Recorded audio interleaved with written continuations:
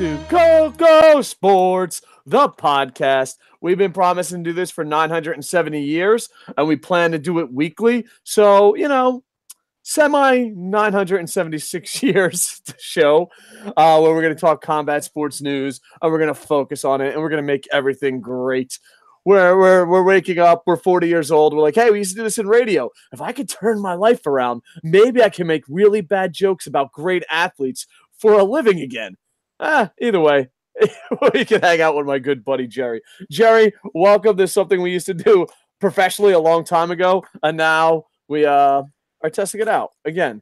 We'll probably never. I think we're going with the Impact Wrestling business model. We used to do a show that we were paid for, on a professional radio station with a lot of listeners. So we decided, why don't we scale that down and do it for free? I was thinking more Chuck Tito. We're like, yo, dude, we used to be really good at this shit, but a lot of shit has happened since then, and we're back.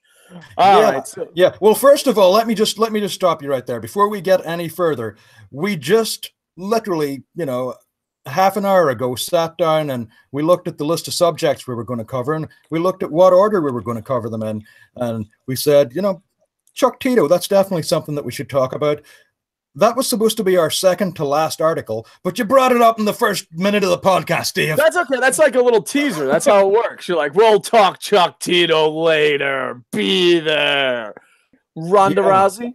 Righty, Ronda Rousey. And speaking of this will cover and satiate our, absolutely no one, because MMA fans don't like her, and pro wrestling fans, depends who you ask. But we got current WWE superstar and former mixed martial artist from UFC, Rowdy Ronda Rousey, the legendary Rowdy Ronda Rousey, the baddest woman on the planet, inducted into the UFC's Hall of Fame.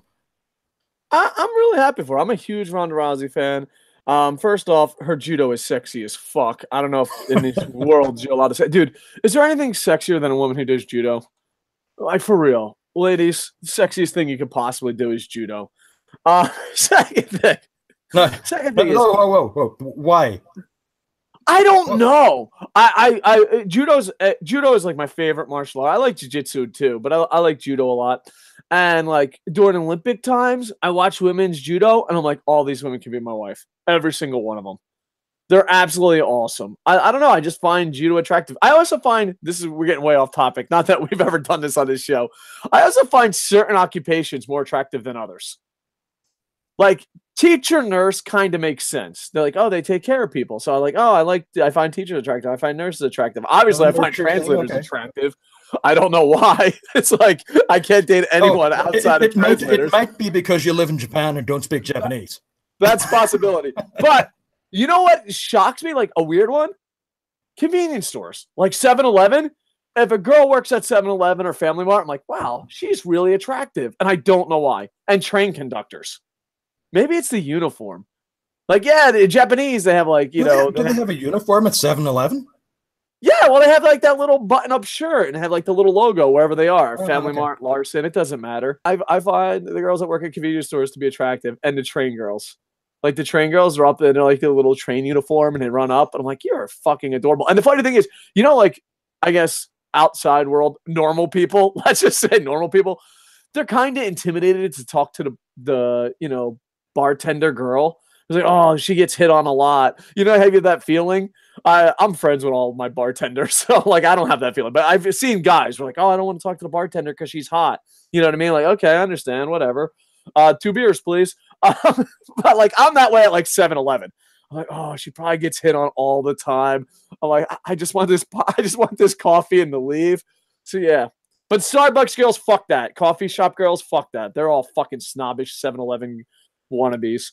Okay, I don't like people who work at Starbucks purely for the reason that when I go in there, I'm a moron. Sometimes I can't pronounce the name of the drink that I want. Sometimes I ask for a large instead of a grande, and they shit all over me. So no, I'm not a fan of the Starbucks people at all. Well, we're gonna have to redo the Ronda story, by the way. The Starbucks people. Yeah, no. You know who doesn't work at a Starbucks? Rowdy Ronda Rousey. Nice transition, but hold on. Before we get to Ronda, hold on, Ronda. I know it's your night. I know it's your show. But no, Also, like, you know, the fucking like snobby beer people I hate. Like, and I think they're like, oh, like when I go to a thing, it should be like, do you want black coffee or the sweetest thing ever? That should be the only option. There shouldn't be like more options than that. And then like everything should come in a large cup. Like I can decide if I want to waste it. I'm American. It's 4th of July. Fuck you. I'm wasting this shit. Okay. What the fuck is this small shit? Like this is what we fought for. Yeah, exactly. I'm like, and same thing with beer. Like, not, and I found this out. This is a stereotype that Americans have, and I didn't know that because, like, I went to a bar and they're like, "You're American." I'm like, "Why?" Like, I can just tell by the way you order drinks. I guess you Irish fucks or you Canadian fucks or whatever you're claiming these days, you guys are like all fancy and with your fucking beers. I go up and I'm like, "Beer," and they're like, "What type of beer?" And I'm like starting to get angry. I'm like, "Dude, I just waited in line for 45 fucking minutes. I want a fucking beer." No, I just want beer. That's it. And like the thing is, like, I don't know why, because I try to have inner peace and not be angry, but I do get a little like snappy. So like, I want a beer, and they're like, "What type?" I want a beer. Like, I know, but what type? A fucking beer. I don't give a shit. Piss in my goddamn cup. All right. I don't want this interaction to go any farther. But I feel that way at Starbucks too. Sorry, piss in your cup. You should have just said you wanted a Bud Light. Well, not only that, but also it pisses me off too because like they'll fucking be consistent. Like we got 9,462 fucking beers, you goddamn piece of shit foreigner. And I'm like, pick one. And I'm like, you know what, motherfucker? The challenge is on. I'm like, I want Molson Ice, and they're like, they look at their catalog of 900 billion beers. Like, oh, I'm sorry, we don't have Molson Ice. Like, fuck you, give me a beer, any beer, that one right there. Turn around, don't ever talk to me again. Like. And I feel the same way at Starbucks. But I think that's what Starbucks should be.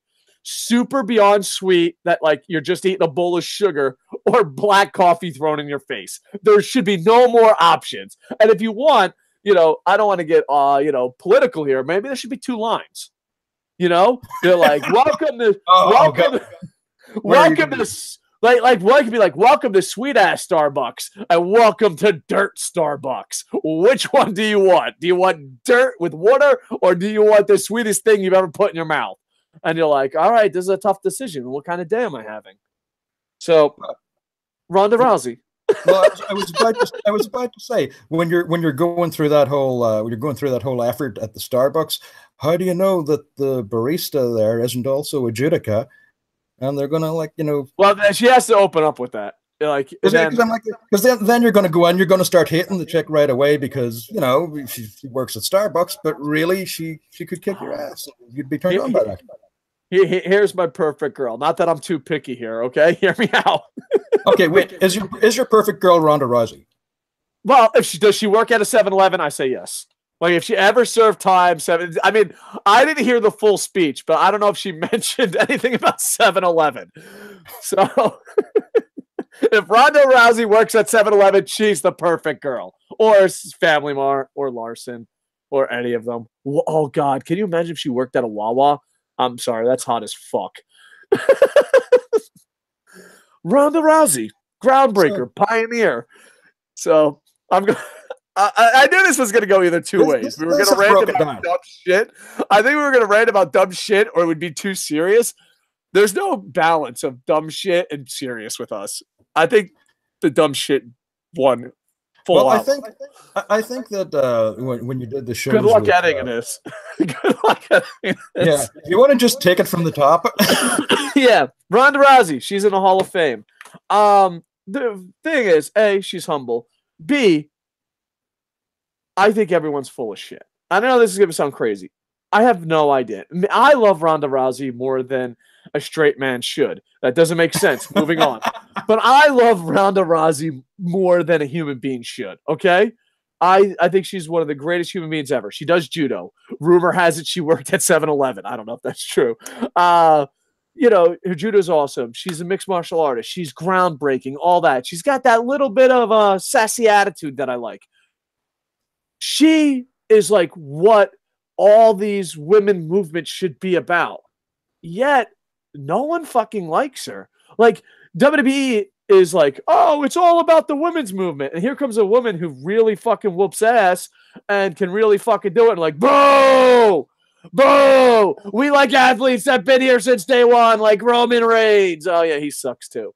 But and then on top of that, UFC people are like, oh, she's cocky. I'm like, 99.9% of the dudes are cocky. You know what I mean? It's like I don't understand. Well, you're like, right though, and there is I'm not a huge fan of all of the all of the sort of the social justice movements and the like. My thing is, I think that yeah, there should be equality, but I think that a lot of times the attitude that people bring to these kind of conversations, it just rubs people the wrong way, and it makes them shut off and not want to listen.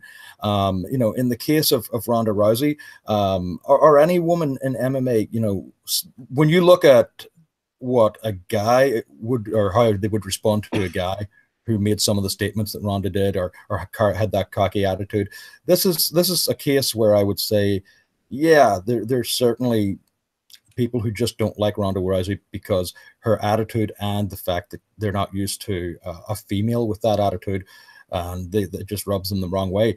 But that aside, there's no denying that she really was, and people use these terms, they throw them around like the revolutionary and a trailblazer, and in a lot of ways she was.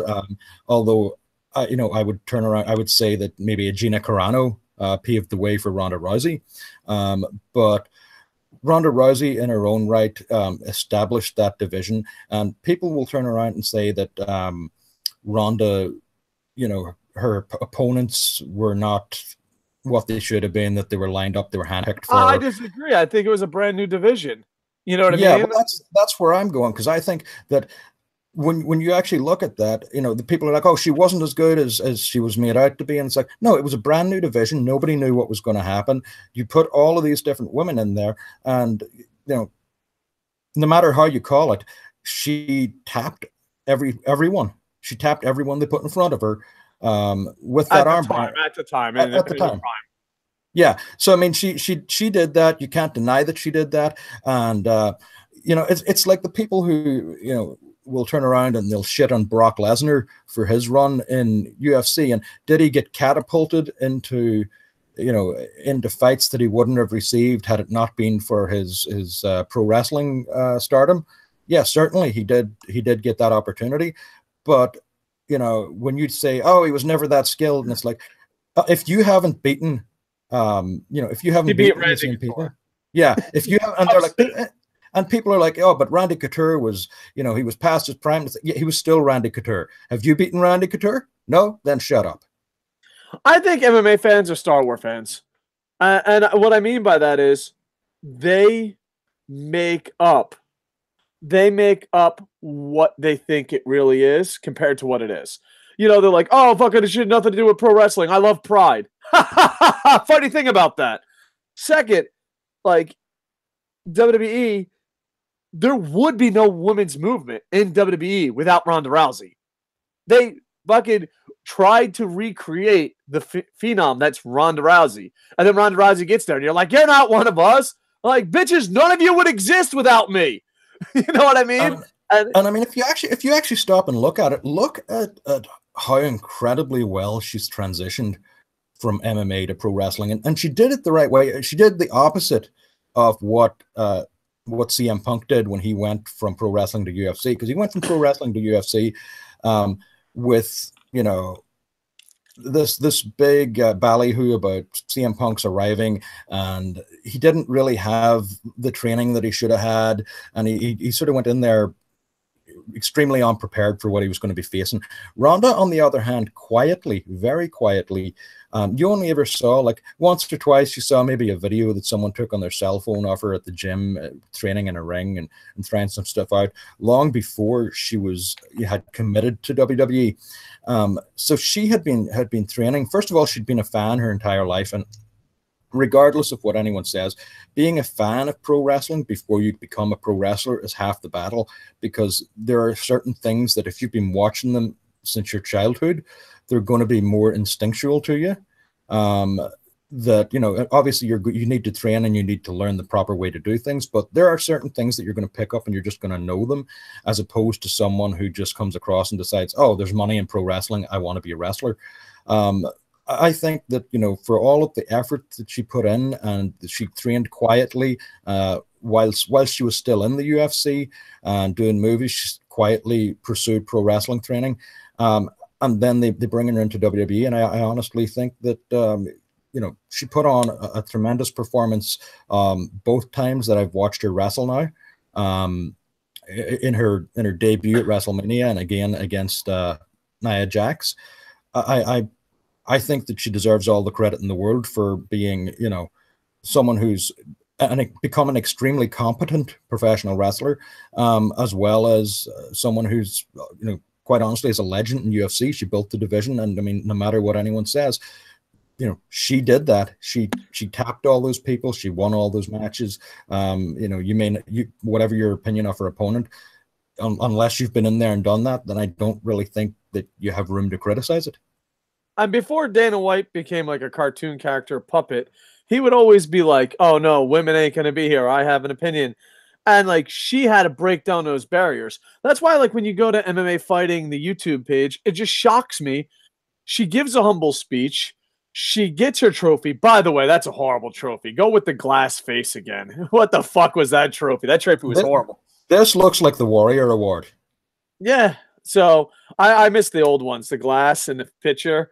And not a lot, but Ronda's pretty. So it would be like, oh, finally, we got a pretty face in the glass, you know? But now they're just like, here, have a leftover Warrior Award.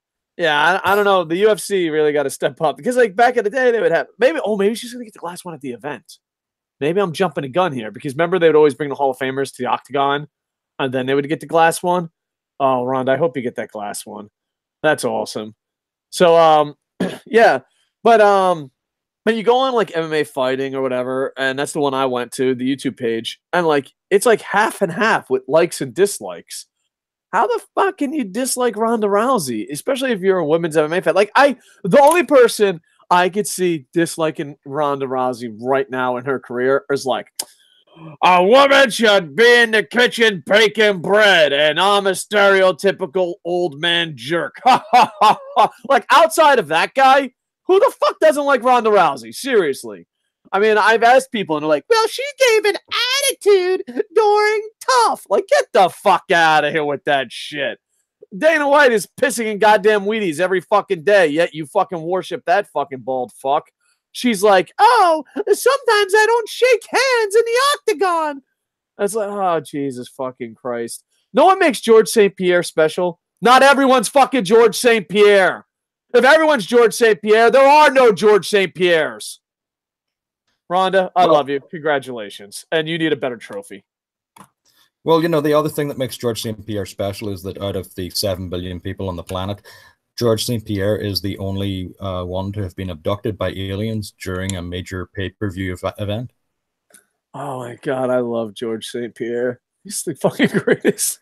But like, they want, like, I don't know, fans just want a fictional fucking character that doesn't fucking exist. Does George St. Pierre even exist? Like, did the aliens just replace him with like a perfect human bot? It's like, I will come, I will win by points in the 5th round. I will disappear for 20 years when the human race needs me. Figured it out. George St. Pierre, we're on to you. Anyway, Ronda, we love you. Congratulations. Final thoughts, next story. Final thoughts. Ronda Rousey is an amazing athlete. She had a great career in the UFC. Her professional wrestling career started off with a bang. I think she's extremely competent. She's doing a great job in the ring. She's entertaining to watch. She needs to gradually, and I'm going to say this, I'm going to give some props to WWE's production department, because the only weakness in Ronda right now is that she still needs to find her voice when it comes to promos. But I think that the way WWE are handling her promos now, granted, they're sort of telegraphing the Extreme Rules pay-per-view. They're telegraphing the fact that Ronda's going to be there. But they're having her speak in controlled interviews, in short sound bites, and it's coming off as being serious. They're not making it a joke. That's one of the biggest problems that I've had is with any WWE-based storyline is that they take something that should be great, like Bayley and Sasha Banks, and they they try to inject their own brand of comedy into it, which completely destroys any air of credibility that it ever had. So with the whole Dr. Shelby stuff that they're doing right now, Ronda Rousey, I just hope they keep her away from those sorts of silly storylines and treat her the way that she should be treated, which is as a professional athlete and as a serious threat to anyone in the ring. The only thing that I think can stop Ronda Rousey is WWE's own booking. So hopefully that doesn't happen, and hopefully she continues to have a great career in WWE as her secondary career as a pro wrestler. Awesome. All right, next story, brother. We're talking about Ring of Honor and Taylor Hendricks. Taylor Hendricks has made some claims on her Twitter account, and basically asserting that she was held back in Ring of Honor because she refuted the sexual advances of Jay Lethal. All right. All right. Now here's my question. Is this a Michael Elgin type story? Because people get all riled up about this shit, and like, I don't know. I still, my challenge for Michael Elgin is, I thought he did a horrible thing. And then someone told me what he did, and I was like, how the fuck is that Elgin's fault? Sometimes we get riled up. I think this is like the high of Ronda Rousey versus the low of someone that might. Because here's the thing, they don't have a division. So like there's not, I know they have Women of Honor, but this was during the Book of Truth days. So like, what the fuck? There's like, I don't know. I just think I find this to be a bit fishy. Like, I'm like, oh, whatever, dude. And why not just leave? How much money are you making in the Ring of Honor? How much? Like, I understand. Like, I don't know. I don't believe this story because I know how much women made in Ring of Honor back then. I also know there was no division, and I also know Jay Lethal. Like, what? I don't know. I don't fucking buy this story at all. But yeah, you know what? If Jay Lethal is doing this, hey, more power to you. Fucking down with fucking Jay Lethal. But to me, these details seem a little sketchy because it's like.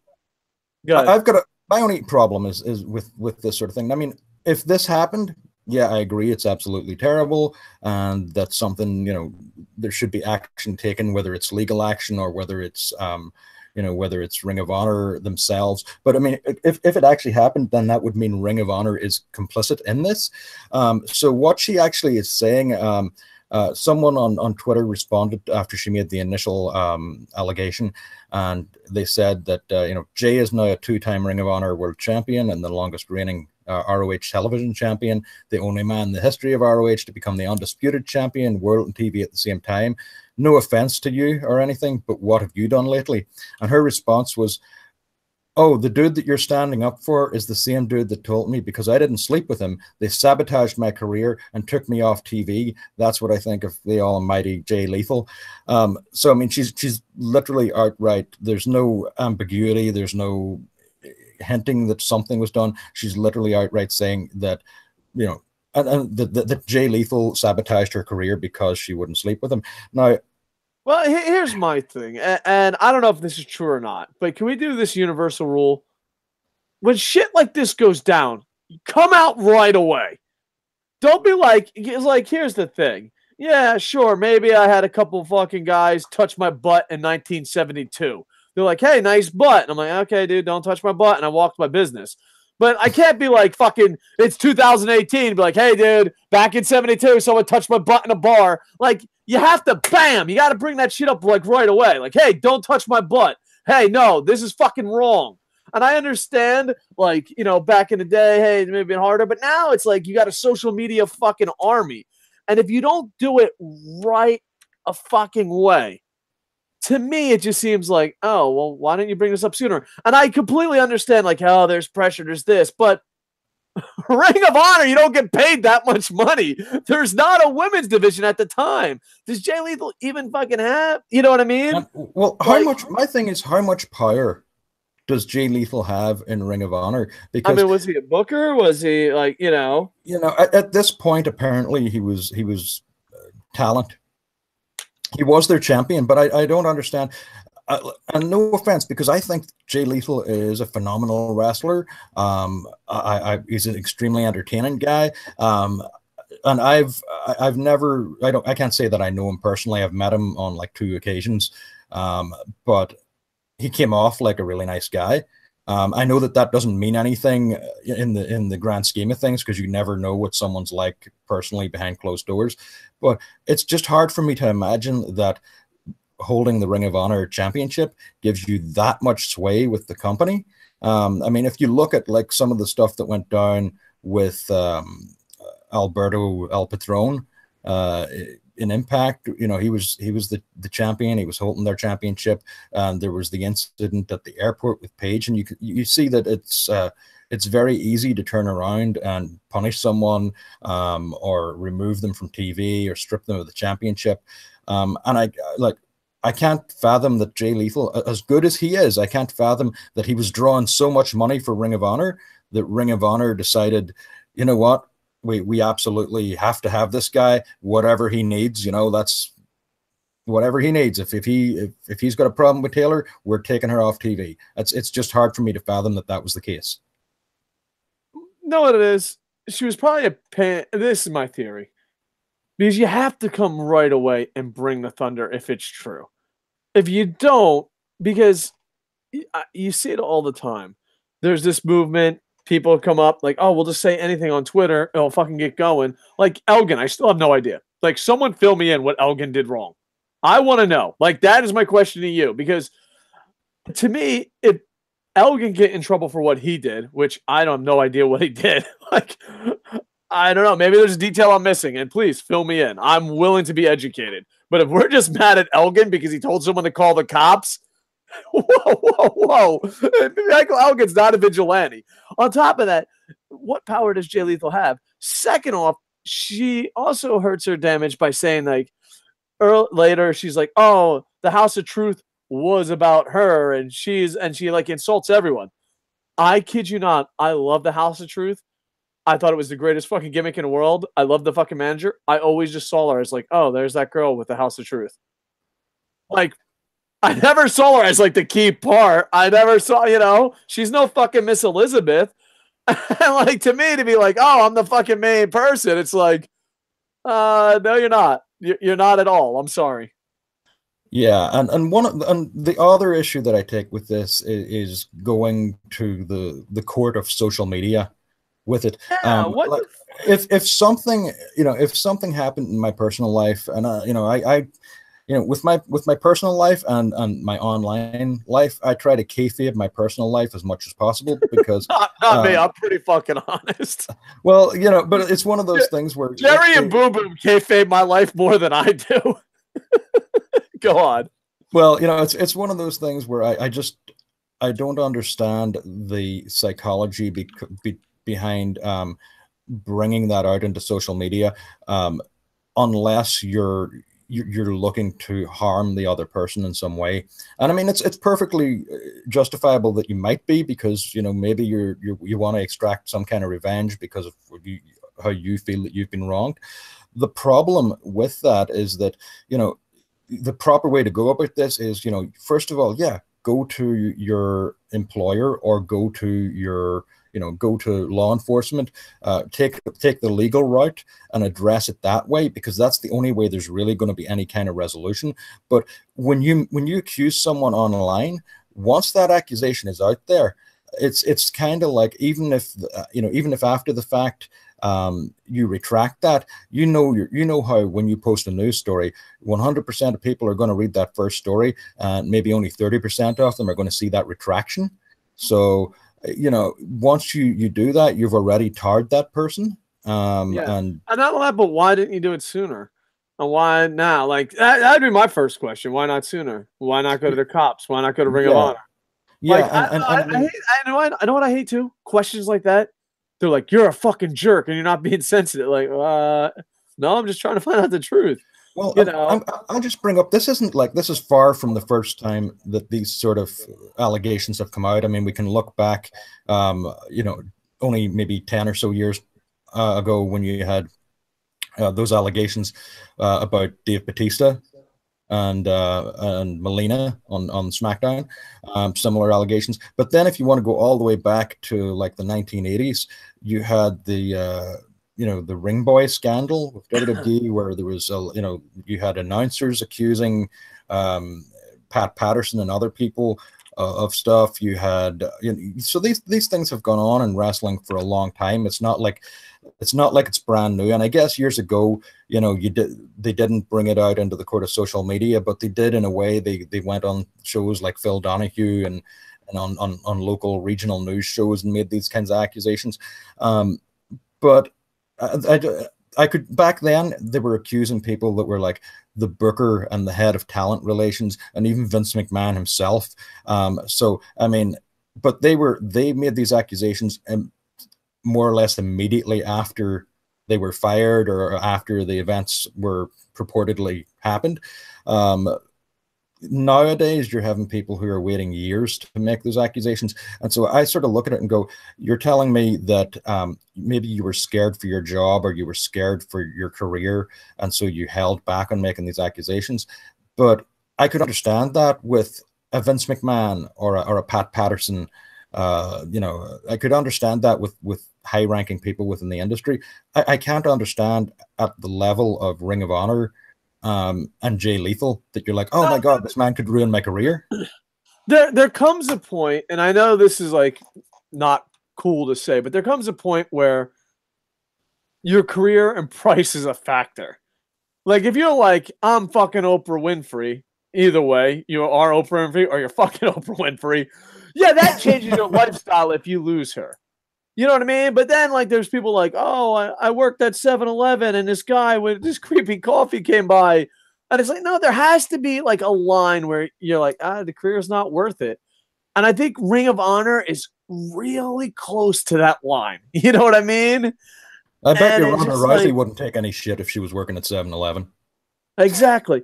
But I don't know, because to me, I just think, and the fact that she insulted everyone else, it kind of takes away from it. And the fact that there's such a delay, and it's just like, all right. And here's the thing, if she is telling the truth, there's so many people that don't tell the truth that I kid you not, if the cops, law enforcement, or the company itself doesn't get involved, I just assume it's not true.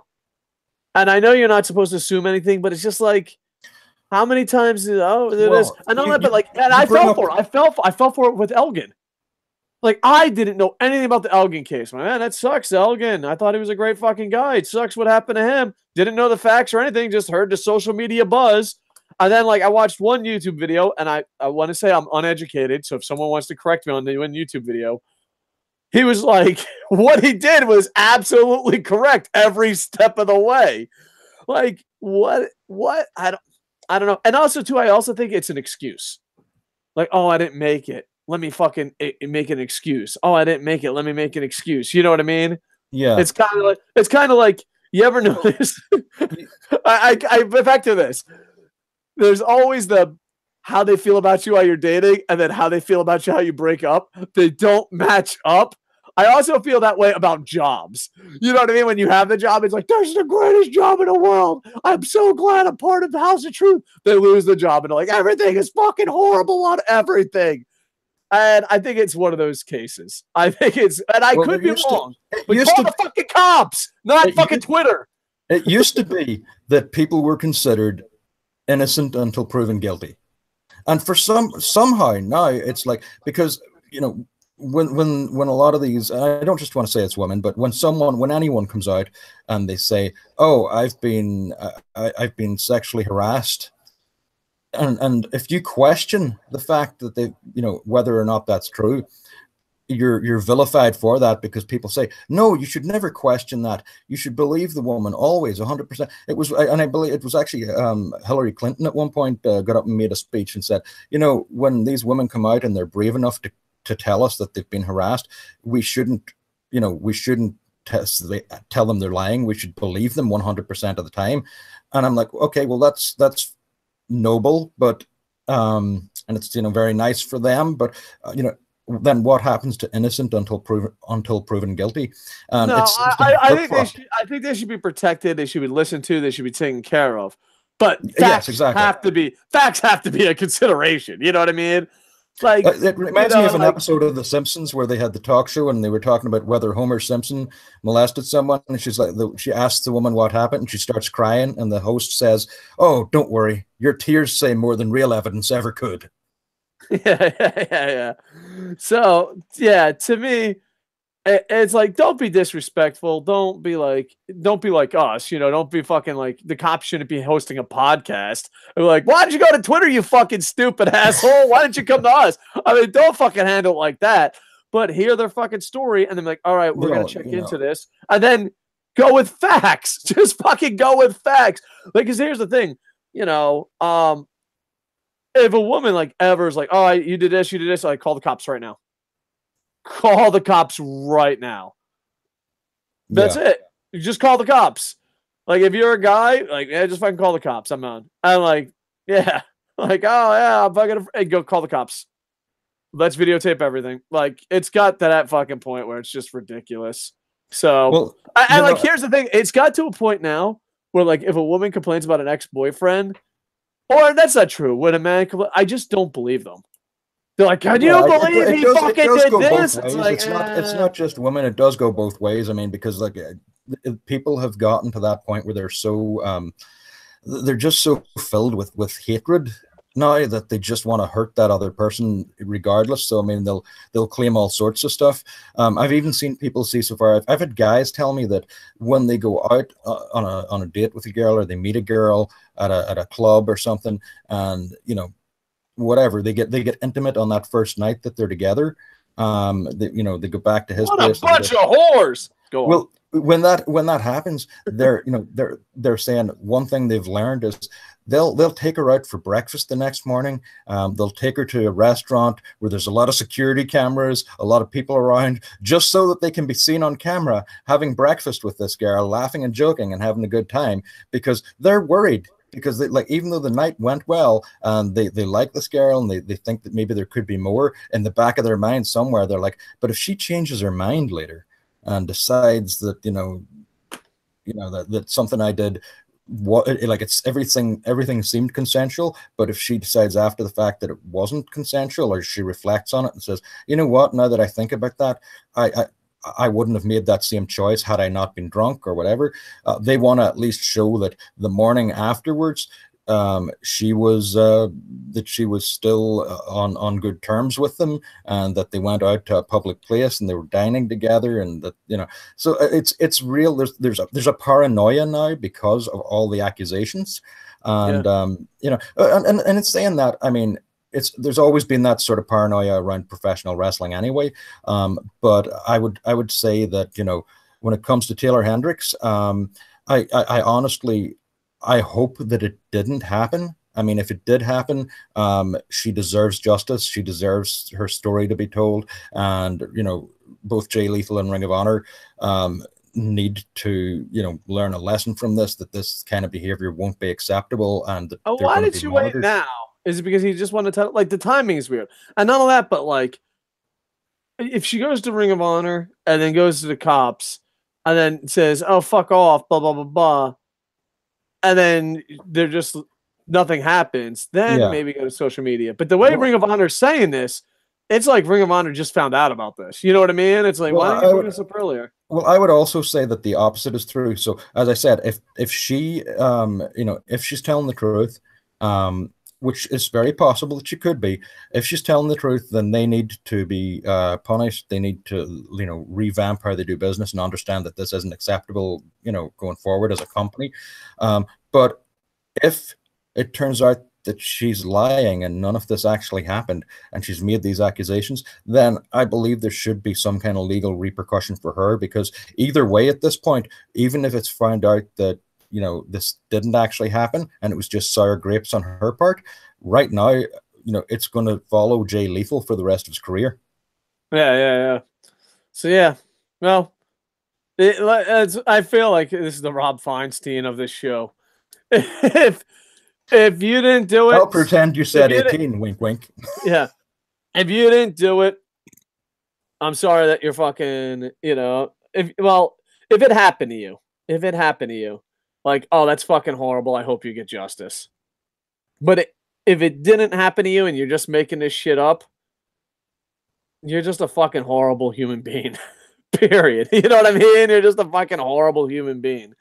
So I guess only facts and the truth will come out. But there's also a better way of going about this. Like, you gotta hit up your chain of command quickly. You gotta fucking go to the you can't be like 12 years. Like, I don't know. Like, to me, because the thing is, the reason why they don't come forward is because they don't feel safe. But I think nowadays we should protect them so when they do come forward, and that's guys or girls, you know what I mean? But victims, you should protect the victims, but you should still see if fucking facts are there. Like, you know what I mean? Am I an asshole for thinking this?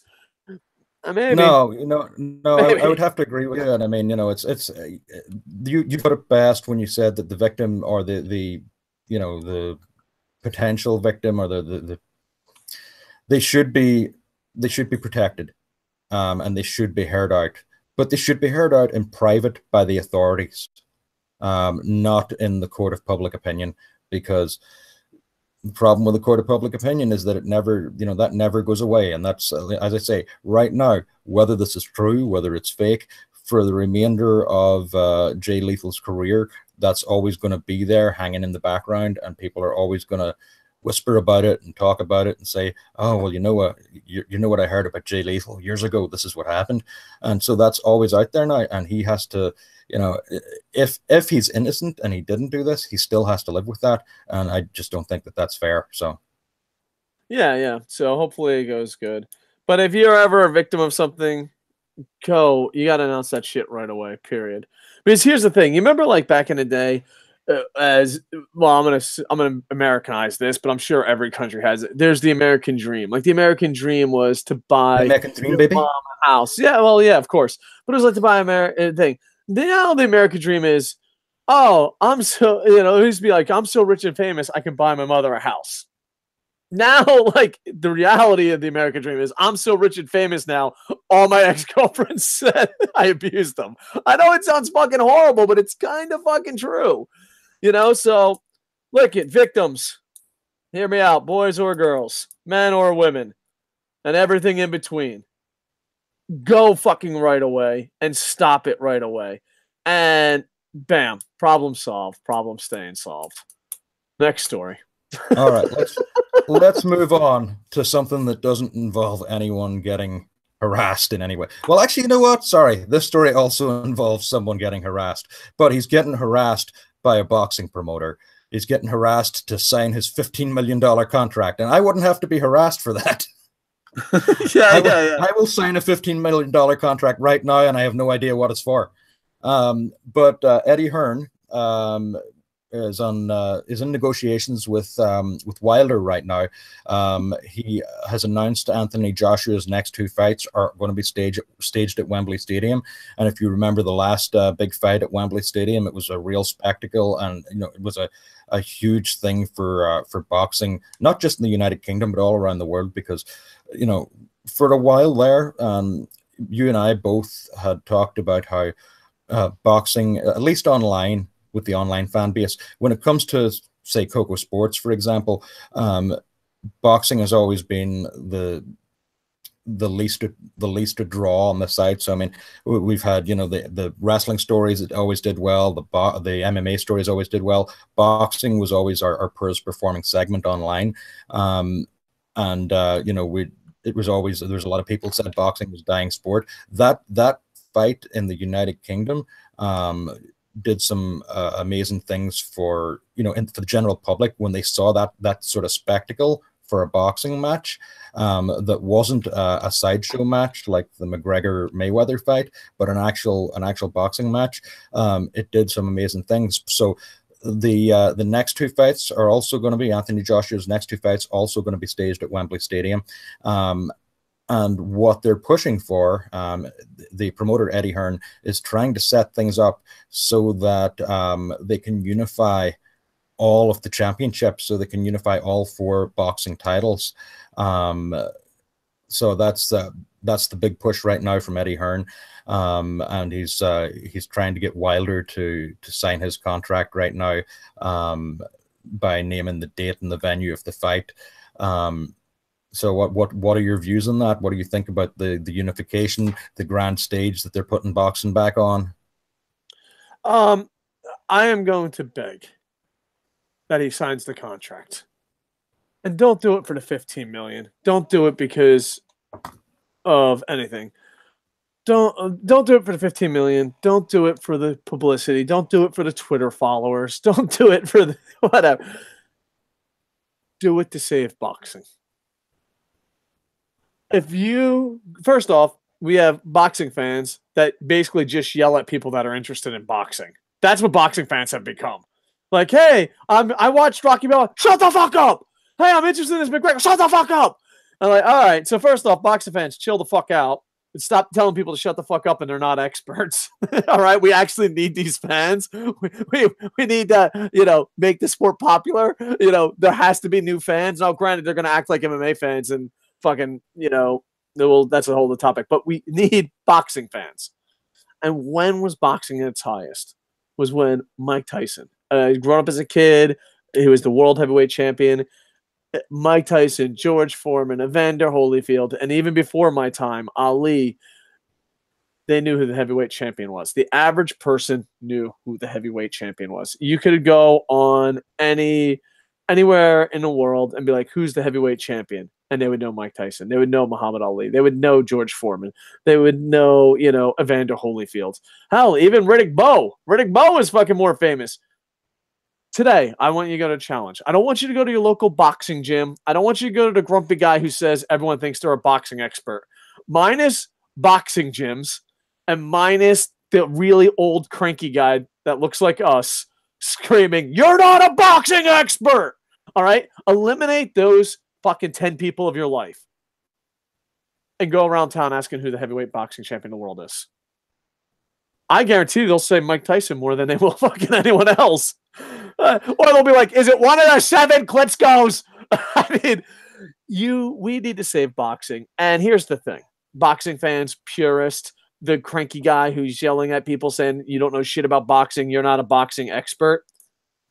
You had a chance with Mayweather and McGregor to fucking make your sport popular. You chose not to. Logan Paul, I want to apologize to the YouTube community ahead of time. I tried to think of their names. I don't know if his name's Logan Paul. He's the dude that looked at the dead guy in the woods. I think that's his name, yeah. Logan Paul is going to go against another vlogger called KSI. I could be wrong.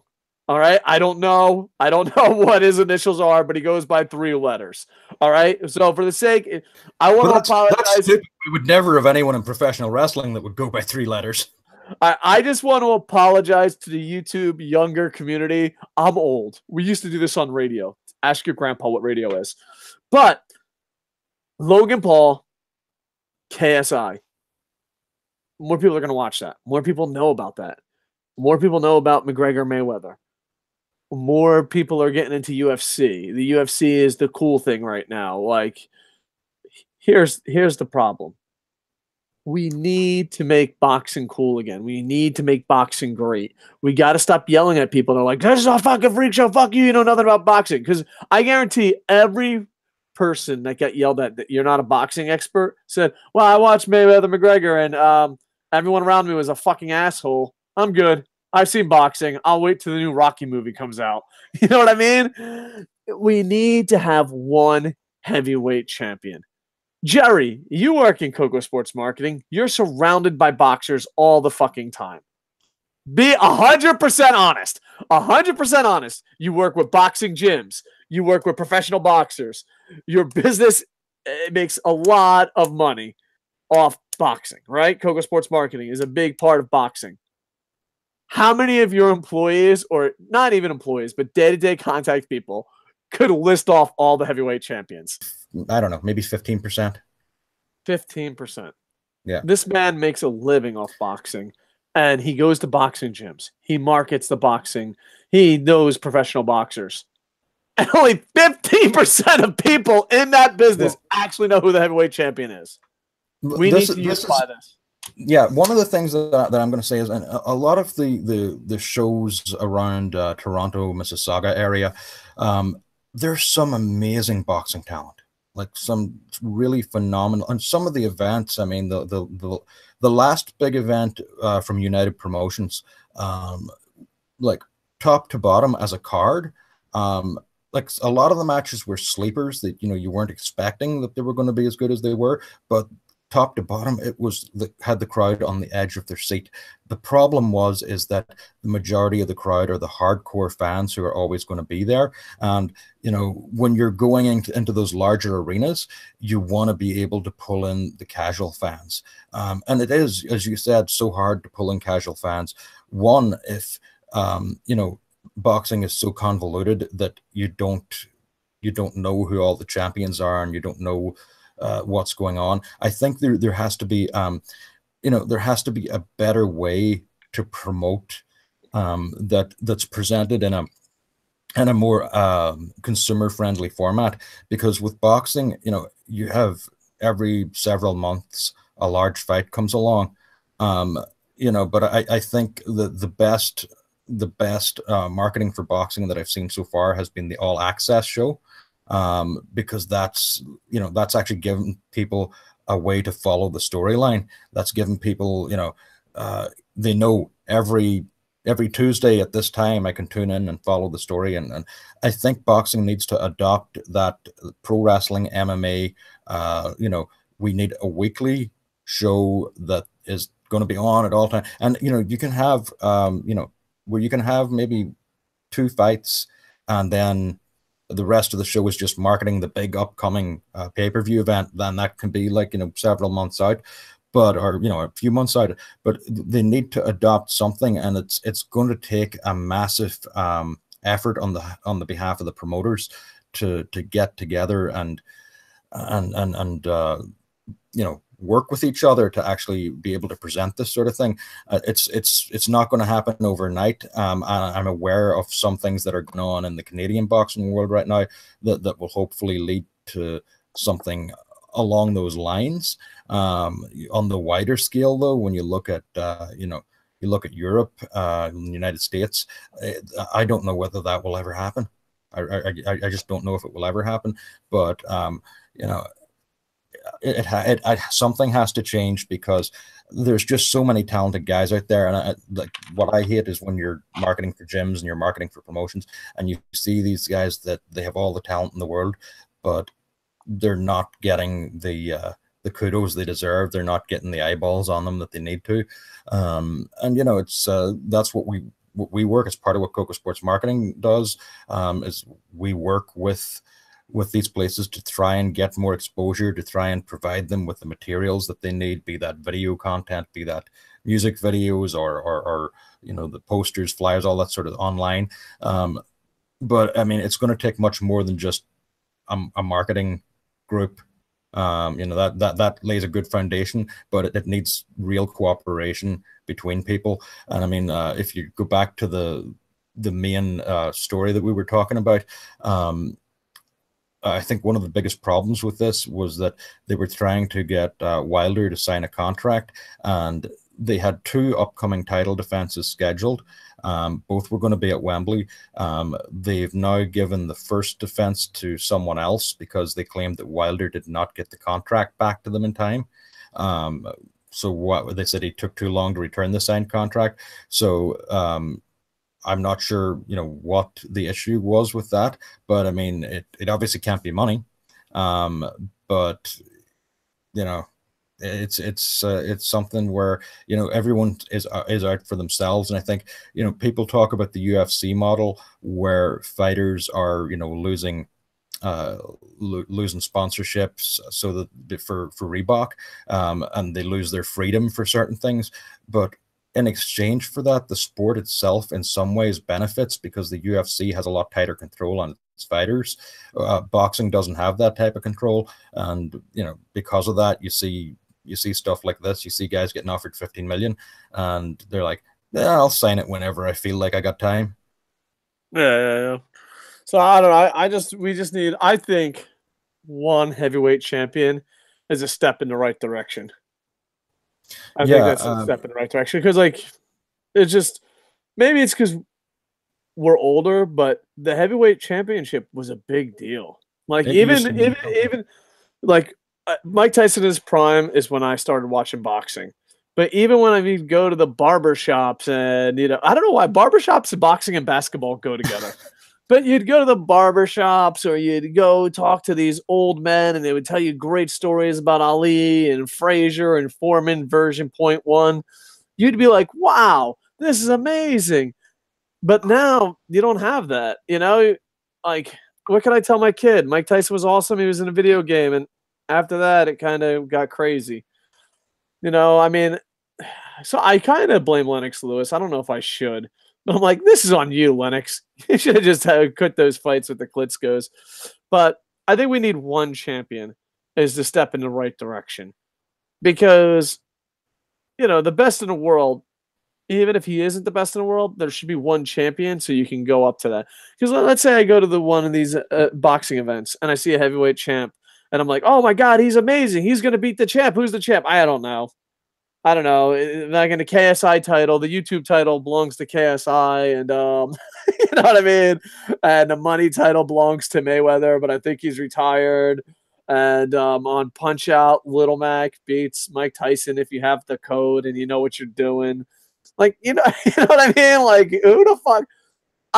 Let's put it this way.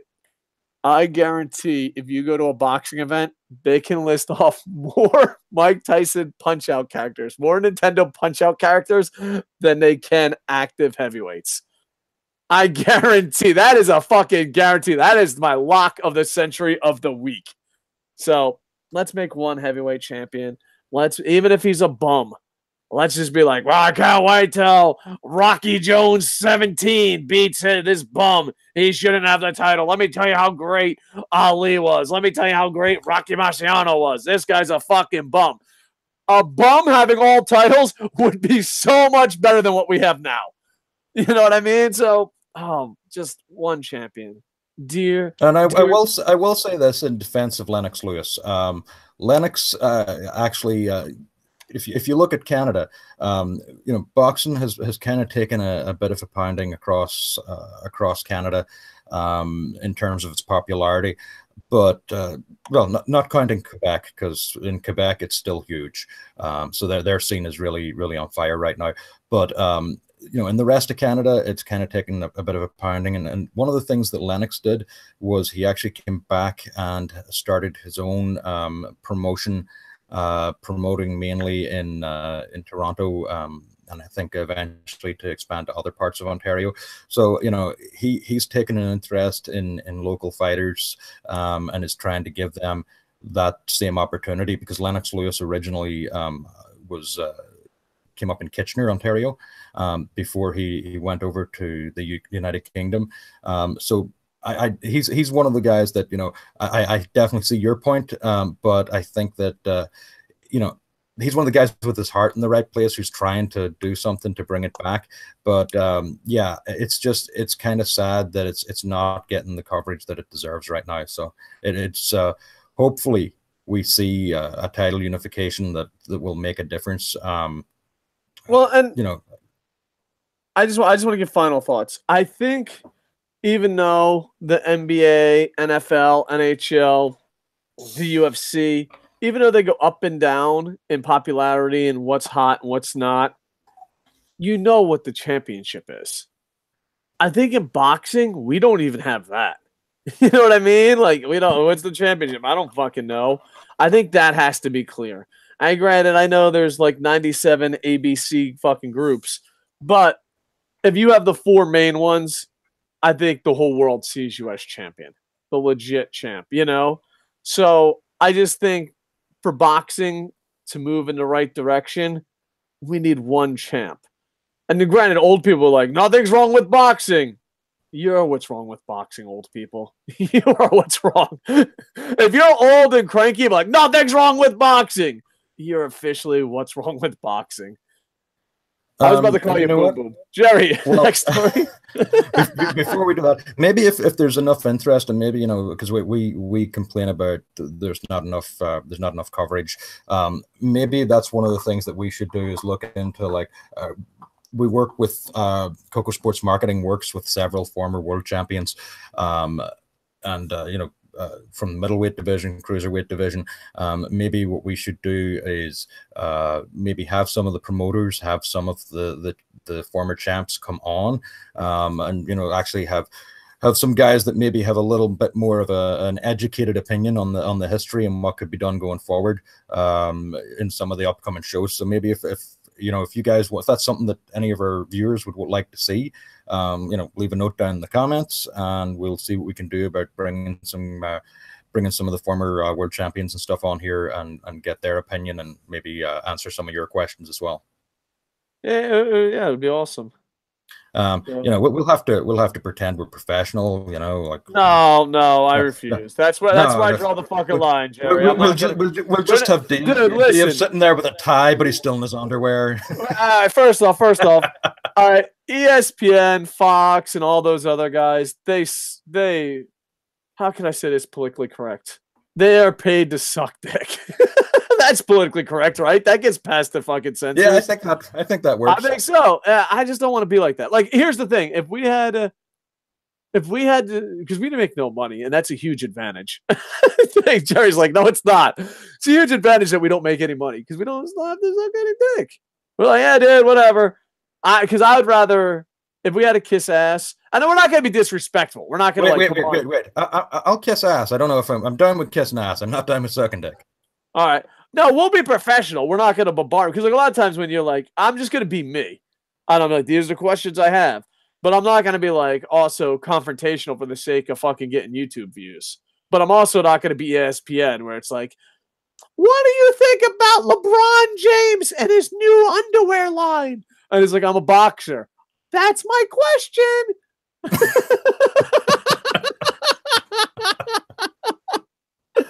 All right. What's next story, brother? Hot tag to next story. Okay, so World of Sport Wrestling is returning to TV. They released their promo for the new show earlier this week. I'm excited about it. I grew up, the very first wrestling match I ever saw was a World of Sport match, and I think I was like 4 or 5 years old, but I remember it. I remember the match. Mainly I remember it because one of the guys in the match was dressed as Spider-Man. And as a kid, I'd only ever seen Spider-Man in cartoon form. So this time I saw someone who was real wearing a Spider-Man suit in the ring, and I'm like, oh my God, Spider-Man's real. And I immediately became a wrestling fan for the rest of my life. But yeah, World of Sport, it has a very, very storied history in the UK. And I can't overemphasize how big it was. At one point in the United Kingdom, I would say that World of Sport Wrestling was a bigger cultural phenomenon than WWE is in the world today. They would have regularly have members of the royal family attend their events. They would outdraw every other show on television, easily getting, millions upon millions of viewers on a Saturday afternoon in their time slot. So, and just to break down the name, some people were like, well, what's World of Sport? World of Sport was actually a television show that would air on ITV, which is the big national broadcaster in the United Kingdom, would air on a Saturday. And they would show basically everything from around the world of sport. So it was highlights from what went on in soccer and what went on in rugby and what went on here. And wrestling was part of that. So it was just, they didn't really name it as a promotion, but it was, although I believe it was Crabtree Promotions. So yeah, they were basically a huge cultural phenomenon. Everyone watched it. Everyone talked about it. It was reported on the news. The results were reported on the news, just like it was any other professional sport. And then when when the sort of scandal hit, and I say scandal, that that wrestling was not on the level, that wrestling was predetermined. That story went out in the national media that, you know, oh, here's evidence that wrestling's not real, and that resulted in it being pulled from the air, never to return. And the wrestling would not return to the air in the United Kingdom until the advent of satellite television, when the WWF shows started to be broadcast on Sky TV, and then gradually, you know, ITV introduced other pro wrestling, so they would have WCW and Glow and things like that, but they were on at like 2 a.m. And not in a sports context. So there were a lot of people that were very fond of World of Sport, and there's a lot of excitement about World of Sport coming back. It's going to do huge numbers. It's not a question. It's going to draw a huge rating for ITV. Now, the thing is, this is now becoming a battleground. They're going to be a UK wrestling war, because WWE recently announced the formation of NXT UK. So it's going to have its own division, its own brand. They're going to be touring. They're going to have their own shows. The UK already has a thriving indie scene. And now you're going to have this World of Sport show, which is going to be bringing a lot of top indie talent that's been signed. They're going to be bringing all of that to primetime Saturday television.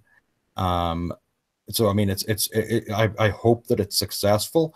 I know the initial show will be wildly successful. Hopefully, people continue to follow it. Although there's now some concern in the UK that perhaps you're going to see the indie scene sort of become decimated, because there are so many indie promotions. But now you got these two juggernauts, WWE NXT UK and ITV's World of Sport, both with a lot of money behind them, and the ability to offer people contracts and bring them on board. So you may see all of those local indies that you've loved and enjoyed losing their headliners. I know Triple H says that's not going to be a thing. WWE is going to allow their NXT stars to still go back to their home promotions and do stuff, but we've seen for now. That's for now. It's like, we need you, so we're gonna play nice. Oh, we don't need you anymore. Fuck off. But Dave, let me ask you a question. So that's a little background of the nostalgia of World of Sport for me and what it meant to the UK. But for you, as someone who didn't grow up watching that and doesn't have a connection to it, is there something there that can entice you? You've watched the trailer. Is there something that can entice you to add that into the already huge amount of wrestling that goes on every single week? Well, there's a lot I wanted to hit on. I try. Rumor has it I cut off my co-host, so I try to take notes now. I'm being a big boy, but the trailer, Dave. The trailer I enjoyed a lot. It made it look serious. It made it look important.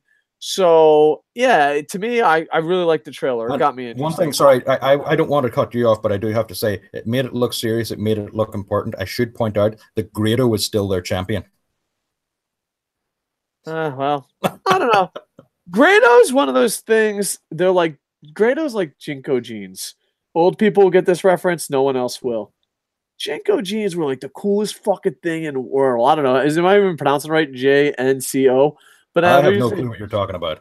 They're these huge baggy pants. All right, just imagine the baggiest fucking pants you've ever seen. MC Hammer pants. No, they're just kind of, but they're jeans, and they were like the coolest fucking thing in the world. And then maybe 6 months later, we're like, why the fuck did all of America wear these fucking jeans? What the fuck was wrong with us? That's Grado. He's the Jinko jeans of pro wrestling. For 6 months, he was the greatest fucking thing ever. And then now, it's like, dude, why do we wear such baggy Grados? It doesn't even fucking make sense. This ain't good. So yeah, I hope it's entertaining as Grado is champ. But I loved Grado probably more than I should have. And that's probably a statement everyone could say. But I think the Grado Express train is over. It's like crisscross jump. You're like, yeah, I wore a baseball jersey backwards once when I was a kid. I regret it. But you know what? It was a good time at the time. That's how I see Grado. Grado's the crisscross of pro wrestling. He should not be champion. I'm gonna say this about Grado. Grado, the only issue I really have with him is, you know, I'm not a big fan of comedy wrestling, but I know that it has its place. I know that that you're a little easier on that than I am. When it comes to Grado, I liked him just because he seemed like he was a silly, likable guy. The problem is that about 90% of Grado's gimmick is his entrance theme, and no matter how much money ITV are putting behind this, I don't think they're willing to pay the royalties for Like a Prayer from Madonna. Yeah. So without that, with some generic theme, 90% of his gimmick is gone, because people pay to see Grado come out to the ring and dance to that and act silly. And that's not to say that he doesn't have some tools to actually get it done in the ring, because I mean, I've watched him and he's surprised me at times. But I will say this. I don't know. I haven't read the spoilers, but I wouldn't expect that Grado is going to continue very long as the World of Sport champion. I would think that... well, I hope not, because A, it goes against everything the trailer shows you. And B, unlike you, I'm not like, oh my God, I hate comedy wrestling. I think comedy wrestling has a spot on the card. But Yano is perfect for New Japan. The comedy should not be the main event. You know what I mean? Like, there should be a Colt Cabana when he was funny. There should be a Grado when he was funny. There should be a Yano. He still makes me laugh. I'm sorry. If loving Yano is wrong, I don't want to be right. But with that said, it shouldn't be the main event. You know? Here's what I'll say. As far as comedy wrestling goes, I think that the best comedy wrestling I've ever seen has been, in my entire life, was from Eddie Guerrero. Yeah, Eddie, but he was also an awesome wrestler, too. Yeah, Eddie was the only guy who could do that right. He could throw the chair, his opponent would catch it, he'd fall down and be like, oh, I got hit, and then turn and wink to the camera, all that sort of stuff. So, I mean, when he did it, it was done right. But I think that's the extent of how you should use comedy in a wrestling match. I don't think that, you know, I think anything that takes it so far beyond the realm of being able to suspend my disbelief, you know, I'll quote Jim Cornette: funny don't equal money. You know, and yeah, there's room for a little comedy relief, and they get a pass a couple of times a year for, you know, for the Christmas show, and maybe for the, you know, maybe for Thanksgiving or something like that. But on a continued basis, no, I don't really see a huge place for comedy wrestling. And in this World of Sport revival, I would hope that they present it in as serious a format as they possibly can. Well, the thing is, what Grado is champion comedy, that goes against everything the trailer shows. Yeah, that's why I'm really expecting to see Grado lose that title in the debut show. And again, this is someone who I haven't read the spoilers. He shouldn't be champ with that trailer. That's like, no, that's like, I'm putting my foot down. Like, I'm not even hating on Grado. He should not be champion with that trailer. You know what I mean? An Eddie Edwards type wrestler should be champ with that trailer. Yeah, and one thing that I will ask now is, there's a lot of wrestling, and I'm just gonna run down, you know. So Monday, you got Monday Night Raw, you got SmackDown, you got 205 Live, you got NXT, you got Lucha Underground, you got Impact, you got Ring of Honor, New Japan. You got so much stuff going on in the court, and that's without having to dig too deep to find it. Yeah, to me, what you listed off is considered top tier shows. But then, like, lower shows, which are just as good. A zillion. Yeah, like Rev Pro does some amazing shows. I haven't followed Defiant. I was a big fan of WCPW, but I kind of got away from it. I haven't followed that for a while. But I mean, if you want to scratch the surface a little bit further, there's a heck of a lot more. And if you're a Netflix fan, I'll just take this moment to point out, not just Glow isn't the only wrestling comedy show on there. There's a French Canadian show called La Theorie de KO which is another wrestling comedy. And if you can put up with subtitles, really fantastic show that you should give some time to. But Dave, with so much wrestling going on right now, and I mean, you throw in now NXT UK is going to be another weekly thing. The Mae Young Classic is going to be coming up soon. And if you're a combat sports fan in general, then you got UFCs, you got Bellator, you got boxing, you got so much other stuff going on. Do you really find time, or do you think you can make time for more pro wrestling? And is the saturation, the oversaturation, is that hurting the product right now? I love pro wrestling, but there's just too much. Like I like, and I know, like, and I'm gonna take a jab at WWE, but it's really more of a time thing. I don't know if Raw and SmackDown are good. I hear people complain. I hear people, it's great. I don't have the time. I don't. Like, I barely have the time to see YouTube clips. You know? So, like, I think the days of what this channel used to be, or what our used to be, of we cover every fucking thing, I think that's almost impossible. Unless, of course, you're one of those channels that lie. You just pretend you watched it. You know what I mean? Maybe you could fool a couple people. But to watch everything, you know, because like, a lot of people make fun of YouTubers because like, oh, they only cover one thing. They only cover New Japan. They only cover this. But there's a lot of fucking pro wrestling out there. Like, I know a lot of, like, it's easy to pick on these guys. And a lot of people do. Oh, you only follow WWE. That's a fucking full-time job, okay?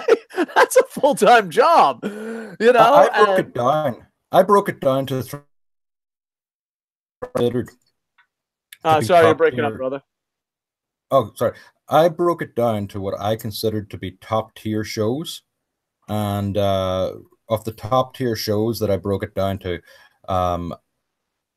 there was actually 43 hours worth of pro wrestling. That was like, no, this is, you know, I was going globally. I wasn't just going WWE and Impact. I was like, I went globally and looked at all the different shows that I would want to watch in a week. And in the past week, there was 43 hours. It is way too much.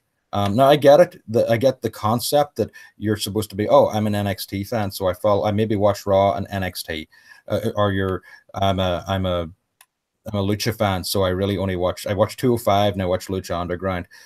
I get that it's different stuff tailored for different markets, but if you're like me and you're a wrestling fan and you grew up, you used to watch everything, which was like, oh, okay, I used to watch everything, so I watched Wrestling Challenge and Superstars on the weekend, and then it went later. It was like, oh, I'm a wrestling fan, so I watched, you know, Raw, Nitro, Thunder, and SmackDown. Oh, 4 shows a week. That was a lot, but you know, I watched them all because I'm a wrestling fan.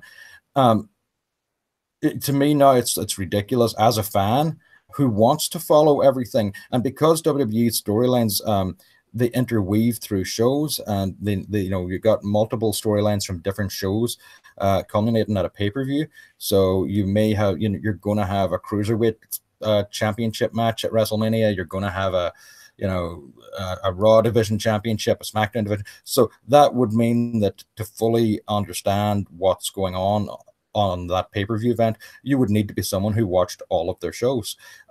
So that's a lot to demand of your fan at this point. And I mean, it's a, you know, in some ways it's a good problem to have. We get so much entertainment, we can't even watch all of it. But in a little way, as a wrestling fan, it kind of hurts because you feel like you're missing out on something if you can't follow everything. You know, a lot of us are rabid fans, and yeah, it's I think that I don't know what the answer is, because I want there to be more wrestling. I want there to be more promotions for people to work in. I want to be able to follow everything. But I guess the best thing that could happen is that maybe 2 intrepid people online would make a recap show and show us just the best bits of everything. That would be awesome. I'm not going to be one of those 2 people. No. I will say this. For any European fans, there was an amazing show years ago. This was back in the late 90s, and it was on a German satellite channel called DSF. And there were 2 hosts, and what was amazing about this show was it was a recap show, so similar to This Week in WWE, but it was about 2 hours long, and they recapped both WWE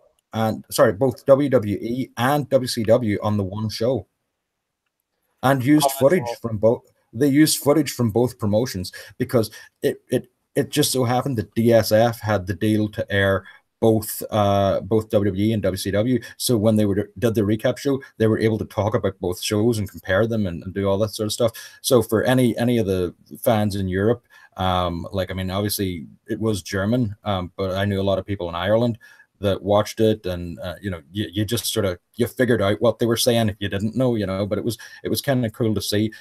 But I mean, you know, I know WWE does a recap show, but I think that there's maybe hold on. I don't want to throw WWE under the bus. I think WWE recap shows are the worst thing they do. They are. I can't say because I don't watch marketing. Dude, I was like, oh man, I'll just watch This Week in WWE. That's how I'll catch up. And it's like, do you know John Cena puts a thumb up his ass while using Twitter? Do you know fucking Titus O'Neil is a great dad? Oh, by the way, on Raw, fucking Ronda Rousey showed up. Oh, do you know Roman Reigns combs his hair with mayonnaise? Like, shut the fuck up and recap the goddamn shows, man. But yeah. No, but like maybe 5-10 years ago, there was a Western/USA fan compared to a Japanese pro wrestling fan. I think the world has to become a Japanese pro wrestling fan as their way of thinking.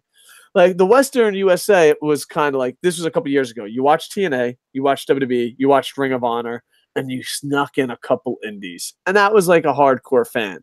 But in Japan, there's so many fucking promotions that you just had to follow one promotion. And I think worldwide, that's how it's becoming.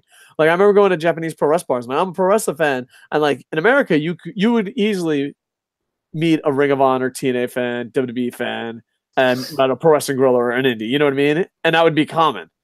But in Japan, there was so much wrestling. They're like, I'm a Dragon Gate fan. I'm a Noah fan. I'm a New Japan fan. And granted, New Japan's slowly taking away all the fans in a good way or a bad way, depending on how you see it.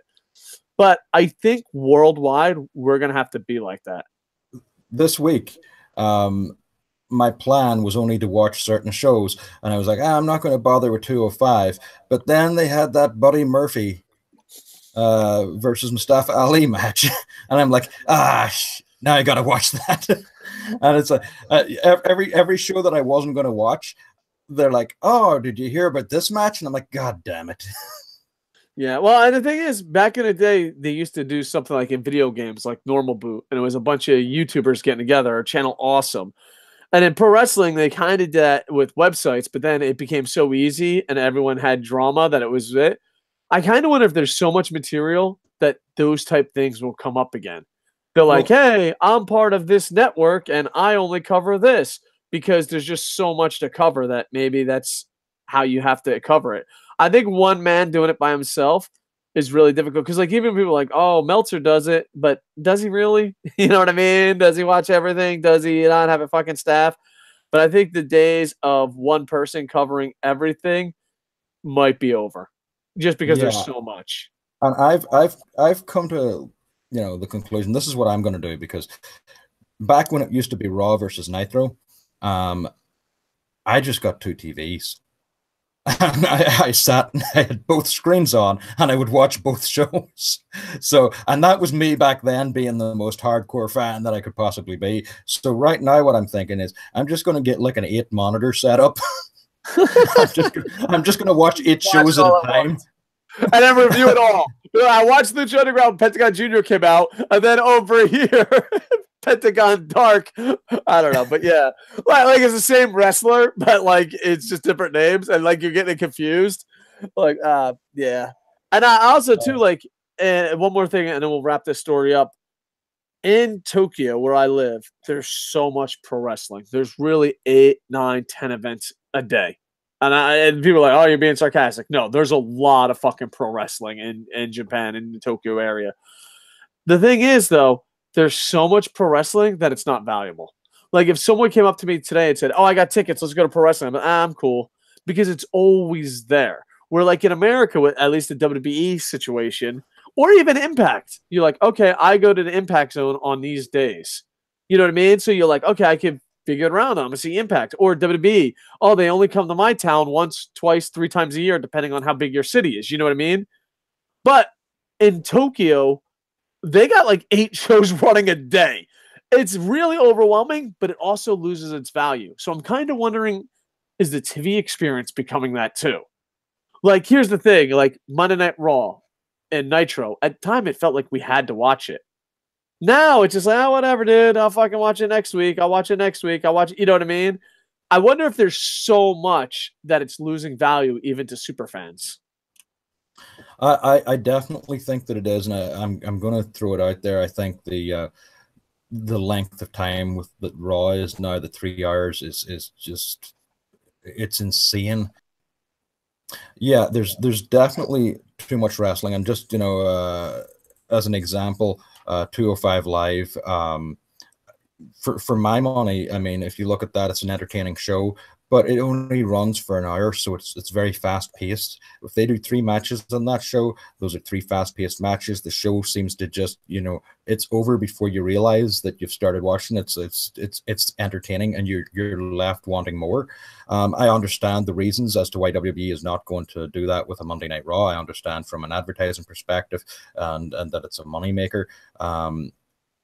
But I think it's going to change the nature of what Raw is. It's not valuable as a live experience anymore.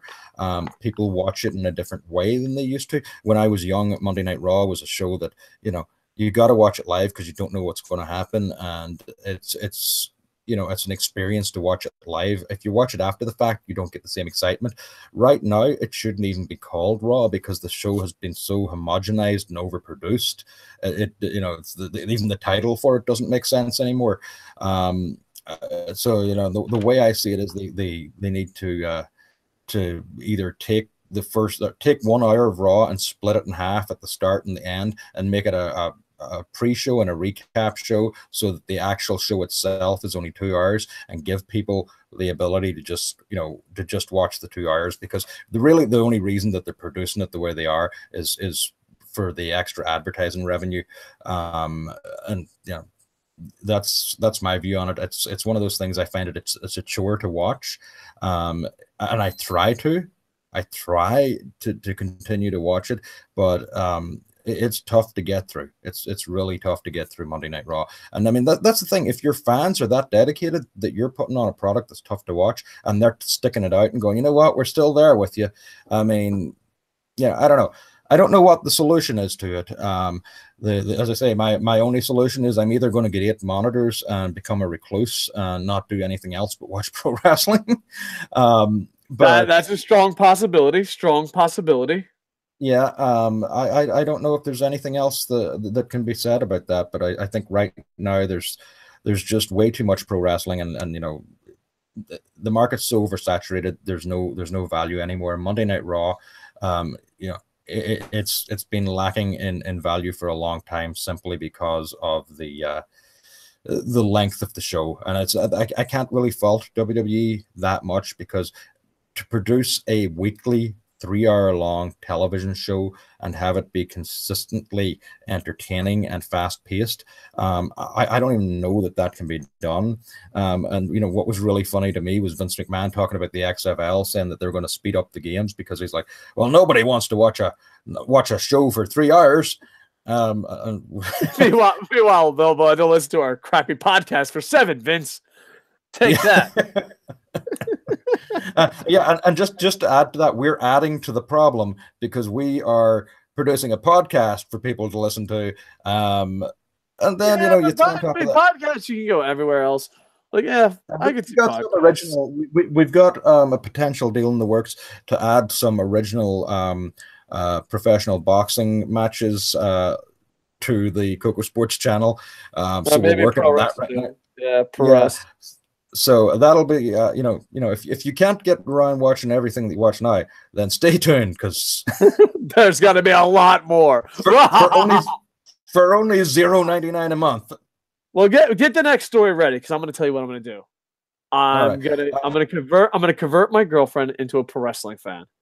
I'm gonna find a way to make enough money to just watch pro wrestling all day, and then I'm gonna podcast as soon as the show goes off the air.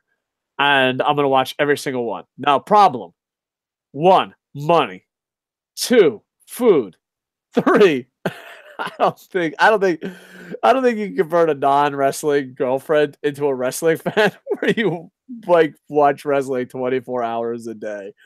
We'll find out. Let's ask her. Let's ask her while you're pulling up the thing.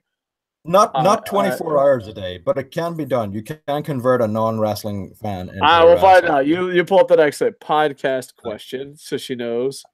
Podcast. Because I don't want to ask her and she's like, I'm breaking up with you. Well, the key to converting her is to show her Omega versus Okada. And if she's not I did show her that. And she's like, this is really good. And then I took her to an indie show and she's like, what happened? I'm like, I don't know. But she actually did watch that one with me because she walked in. Because like I picked her up and like, oh, I gotta watch something. And she's like, what? I'm like, I don't know if I want to tell you. And she's like, are you watching porn? I'm like, no, I'm not that type of guy. And she's like, I know. So what are you watching? I'm like, worse. I'm like, there's a really good pro wrestling match tonight. Can we go out dinner a little bit later? And of course, she's thinking like it's a 5-10 minute match, but it's Okada versus Omega. And it was so long and it was so great. And she's like, I can really get into wrestling. Is it always this good? And I'm like, I was completely honest. I'm like, I think you just saw the best pro wrestling has ever to offer. Would you like to become a wrestling fan? And yes, I'm a professional writer that writes this slow. Professional. Would you like to become a wrestling fan 24/7? I think that's it, right? I think that should be a new reality with show. Me. So with me, so she knows that it's a couple thing. Oh, Dave, you're such a romantic. All right, it's the truth. Here we go. I don't know if you got video footage. There you go. Podcast question. Bam. Sending. All right, there we go. Do you have the next fucking story? Because we've been stalling for this next story for like 27 years. I hope that her number wasn't on the screen that you held up there. If it was, I'm totally not editing it out of the podcast. Oh well, enough dudes hit on her, so I'll probably imagine it'll be like 9 more billion dudes. No, it's just going to be like dick pics incoming. Yeah. All right. So our next story: Tito Ortiz is betting on himself in his third fight with Chuck Liddell, both in terms of pride and financial gains. Ortiz revealed today during a media scrum prior to UFC Hall of Fame ceremony that he will not be receiving a base purse for his bout with Liddell, which will take place later this year and be promoted under Golden Boy by Oscar De La Hoya. Tito said, "This fight, I'm not getting paid no money," which means he is getting paid some money. Ortiz told reporters, including MMA Junkie. I'm not getting $1 million payday guaranteed. I make money when someone buys the pay-per-view. I make money when someone buys a ticket to the fight. My job's to perform in the way that I've always performed over the last 21 and a half years. That's what I'm going to do. No base purse, and that's how bad I want this fight. I'm coming in as a partner.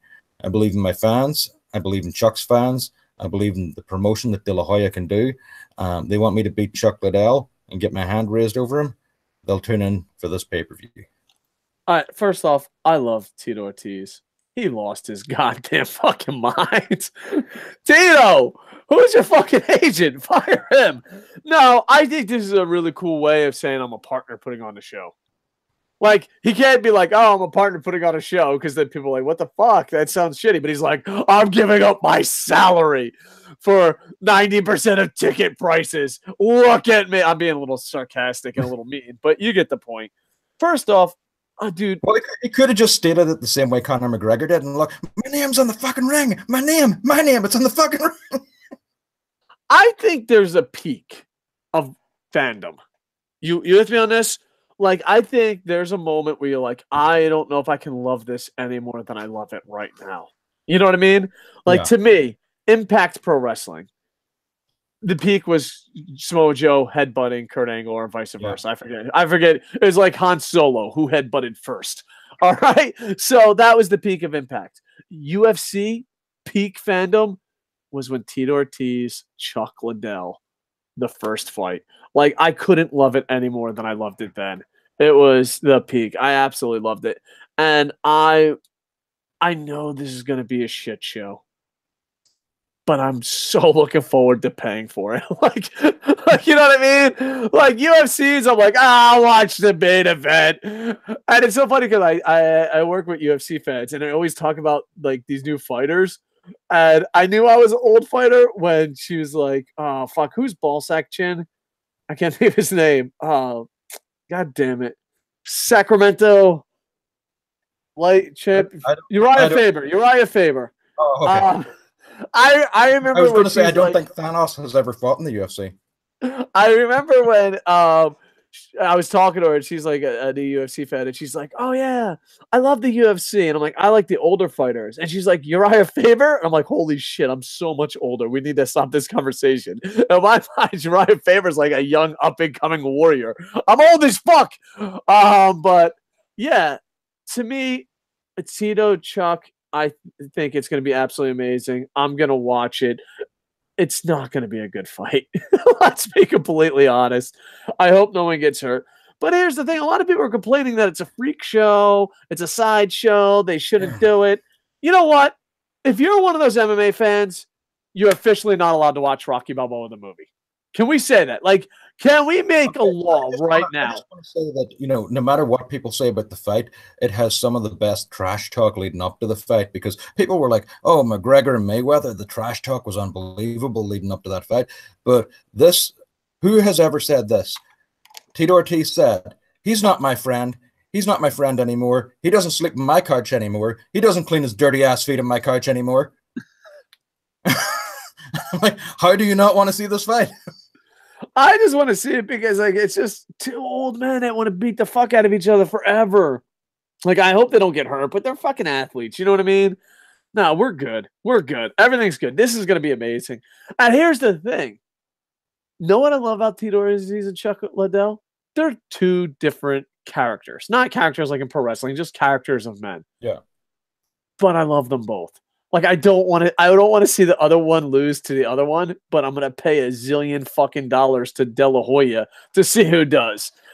Yeah, I'm on board with this all the way. And yeah. You know what? I know, like, you got Donald Trump. I don't know. Who's the guy in Canada? Vincent LeCavier. Who's running your country? Tell me it's Vincent LeCavier. He looks like Vincent LeCavier. Fuck it. For the sake of the conversation, it's Vincent LeCavier. He's actually much worse. He's Justin Trudeau, and he's actually much worse. All right, well, Vincent LeCavier was a wonderful player for the Tampa Bay Lightning, sir. Show some goddamn respect. Anyway. We wish it was Vincent LeCavier. All right, so we got Vincent LeCavier, we got Donald Trump, you got Abe, all these world leaders. Dude, they make laws all the time. And, I don't want to get political here. But I think if you do not, I think there should be a law. Sign it into the fact that you said Donald Trump's name is probably going to get our channel banned. Yeah. I don't want to get political today, but I think if you're talking shit about Tito Ortiz and Chuck Liddell being too old to fight, no major punishment. You're not going to get sent to a camp. You're not going to have to watch, I don't know, something really horrible.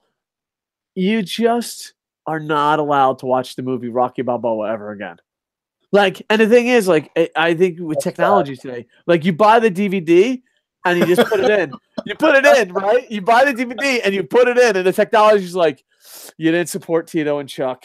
Now, I understand you don't have to pay for the pay-per-view. We're not a dictatorship here at Kocosports. You don't have to pay for the pay-per-view. But you can't talk shit with internet magic. Yeah, whatever. I don't care. But you can't be one of those guys on YouTube be like, they're too fucking old. This is an embarrassment for a sport I've been watching for 3 days when I study Wikipedia. Yeah, dude. I'm just saying you don't have to watch it. You don't have to pay for it. But you can't be that asshole that fucking just says they're too old. It's embarrassing. And if you are one of those assholes, you're not allowed to watch Rocky Balboa the movie again. I think that's fair. I think you put it in the DVD, and it's like, fuck you. You made fun of Chuck and Tito. We know who you are. That's what the DVD says. And you can't return it. Like, you go back to Walmart, and like, I like to return it. It's like, no. We know who you are, Wikipedia Warrior 796. We know who the fuck you are. This was brought down by our dictator, Lord and Savior, Kocosports. Well, all I'm going to say is I'm really looking forward to this. I'm definitely watching it. I mean, it's Chuck and Tito. All right, now we talked about the silly. We talked about the seriousness. All right,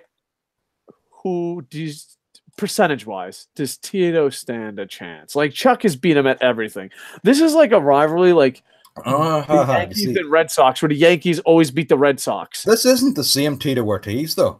You got to understand, Chuck Liddell has faced Tito Ortiz before. This is a much different Tito Ortiz. Tito Ortiz had a secondary career.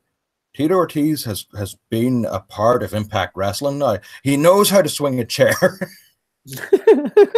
He knows how to beat down Rampage Jackson with 3 other guys. All right, first off, I love Tito Ortiz so much, and I love Chuck Liddell.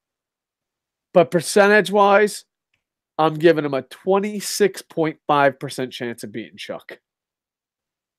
Well, oh my God! But if he does beat Chuck, a fourth fight, a best of 5. I love Tito Ortiz and Chuck Liddell. That's what you need to know. That's what you need to know. That's the most important part. Go ahead. Maybe we need to get call up Scott Steiner and get him to do the percentages on this. I got 26.5. That's what I'm going with. I don't know if the number changed, but I'm just gonna roll with it. You're like, that's not what you said 2 seconds ago. 26.5% Tito wins. What's your percentage? I'm just gonna wait until during the fight, and I'm gonna go. Whoever's in the leading position at that point, I'm gonna be like, that's my guy. That's my pick to win it all. Jerry, 97 people watching this video, with 7 of them thumbs downing it. Okay. Come to this channel by accident to find out your percentage of Tito's chance of winning. You got to deliver for those 97 people. I'm going to give Tito a 17.3 2/4 chance of winning. Oh, let's do question of the day. We haven't done one of those. Question of the day. What percentage do you give Tito of winning? Why did Tito? We didn't even post this video yet, and Tito already put 120%. Tito, calm down. We got your back. We love you, man. I don't think you're gonna win, but I love you so much. But I love you too, Chuck. It's so tough. But I don't know. Chuck's got that little beer belly going, and he's training the Cleveland Browns. Yeah, I don't know. It's gonna be interesting. Oh no, this fight better happen. If they cancel this fight, I'm gonna be so sad. Well, we have 2 stories. But we said we only have 1 more because we have Sumo and Kane. Do you want to skip Sumo or do you want to go to Kane? Or do you want to do Sumo then Kane? Well, okay, Sumo's kind of a serious story, so let's just quickly hit that up first, okay? All right. So the Sumo story, basically, they're every year they have the Japan Sumo Association has a fitness test for new recruits, so for new Rikishis coming in. This year, they canceled their fitness test because no one applied. No one applied to become a sumo wrestler in Japan. This is like the 2nd time in history that this has happened. So like this, and this actually, it normally occurs, I think it's more than once a year. I think they do it before the Basho, so it's like 6 times a year. But yeah, so 6 times a year for multiple years, they've done this fitness test, and for the first time, no one applied. So Dave, I'm going to throw this over to you. If anyone has ever watched, Sumo, or they've ever watched, there's a lot of good documentaries out there that you can watch that show you the training that goes into becoming a sumo wrestler. It's very gruff. It's very grueling. There's a lot of people quit. A lot of people can't make it. I hate the fact that there are people out there who view sumo as just 2 guys, belly bouncing each other out of a ring. There are a lot of people who don't understand the finer points of sumo, and I'm a sumo fan, so it drives me insane. But what does this say about the state of the popularity of sumo? We talked about the popularity of boxing earlier. It's Japan's national sport. It's a stronghold. What does this say about it? First off, sumo has not that many fans, but they are the greatest fans. And I've become the stereotypical old guy sumo fan that I said I would never become. If you go to a live sumo event, there's always the old sumo guys, but they're not like angry boxing guys. They're just looking for sumo guys that retired 20 years ago. I'm like, I know there's Hakuho, but I think he's getting up there in age. But like, I'm that old guy. I'm like, where's Akibono?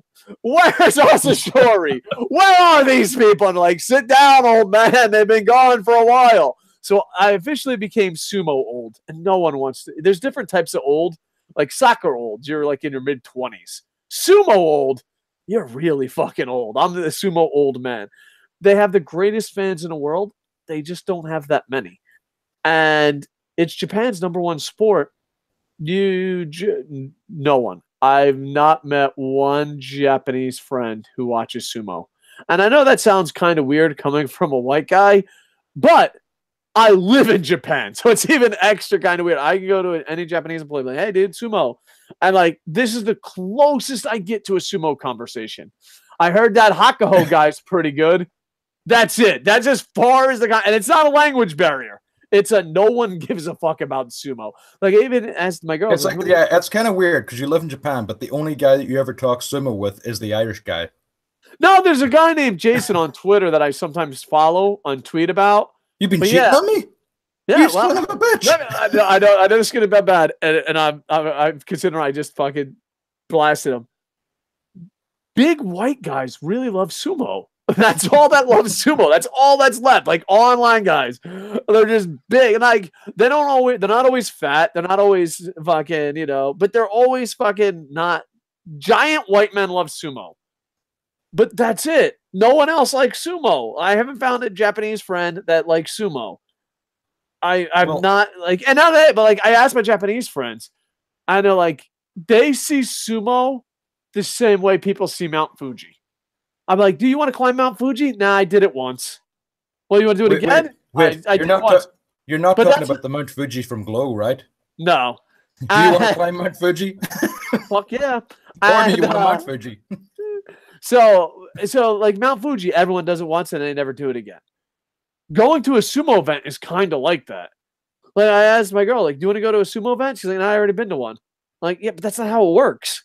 So I've been there. I know what's up. Sometimes you throw pillows. Sometimes you have a picnic. I know what's up. Oh, yeah, we can go again. She's like, oh, all right. You want to go twice? Never. So there you go. But yeah, hopefully. All I'm going to say is when I make my first trip over to Japan, you better arrange to get tickets to sumo. All right. Second thing is, I have two questions. Can they use steroids? Because like in Japan, steroids ain't as frowned upon as it is in the rest of the world. Can you use steroids? And at the dojo, do they have internet? Because my life's not going so well, and I know I'm older, but I would totally fucking go and dive headfirst into a career of sumo. But I definitely need steroids. Because like here's the thing. I weigh like 160 pounds now. I used to weigh over 200 something. I lost a lot of weight, but I can gain that weight back. I have pictures on Facebook that prove I can get fat. So the weight's not the problem. I have the strength is pictures. Right. Like, thanks, man. I appreciate it. Thank you. Like, look how fat he used to be. When you lose over 70 to 80 pounds, that is a very big topic with old friends. And it's so funny because I said the story a million times, but it just describes weight loss. I was on this blind date and we went on, and this is the girl with them now, but it was like a one-off date and you could tell it just wasn't working out. And there was these two Japanese super pro wrestling fans and they were really excited to see me, which is cool. But it catches the date off guard. Like, I thought you were just a fucking bum. What the fuck do these people know for you? And why are they so excited? And they're super excited. They're talking New Japan Wrestling. They're talking everything. And I'm totally on board. My date's not. Considering the fact that we talked 15 minutes about pro wrestling probably was, I tried to be kind. I was like, hey, bro, on a date, it's not going so well. You keep yelling about Okada and Team Chaos. And I love you, man. But here's my card. Let's talk. So she's like, why do these guys know you? And I was like, oh, did you do something? Like, yeah, I'm kind of I used to be I used to be a sports reporter. And you're trying to break it down. And I'm like, yeah, I used to be wrestling. And they know me from doing wrestling podcasts and wrestling TV shows and stuff. And I'm like, oh, and she's totally not interested. But she's like, oh, I guess that's kind of cool. And then the Japanese, I guess we'll call them nerds, Japanese wrestling nerds, no, the date's not going well. So they try to recover it in the worst way possible. And they're like, he used to be really fat. Not helping, guys. Not helping at all. There was no second date. He used to be fat. He used to be famous. Famous for all the nerdiest reasons in the world. But second off, yeah, if you can use steroids, I can get fat. and then use steroids to get strong because I want to be a pretty decent sumo wrestler. And do they have internet?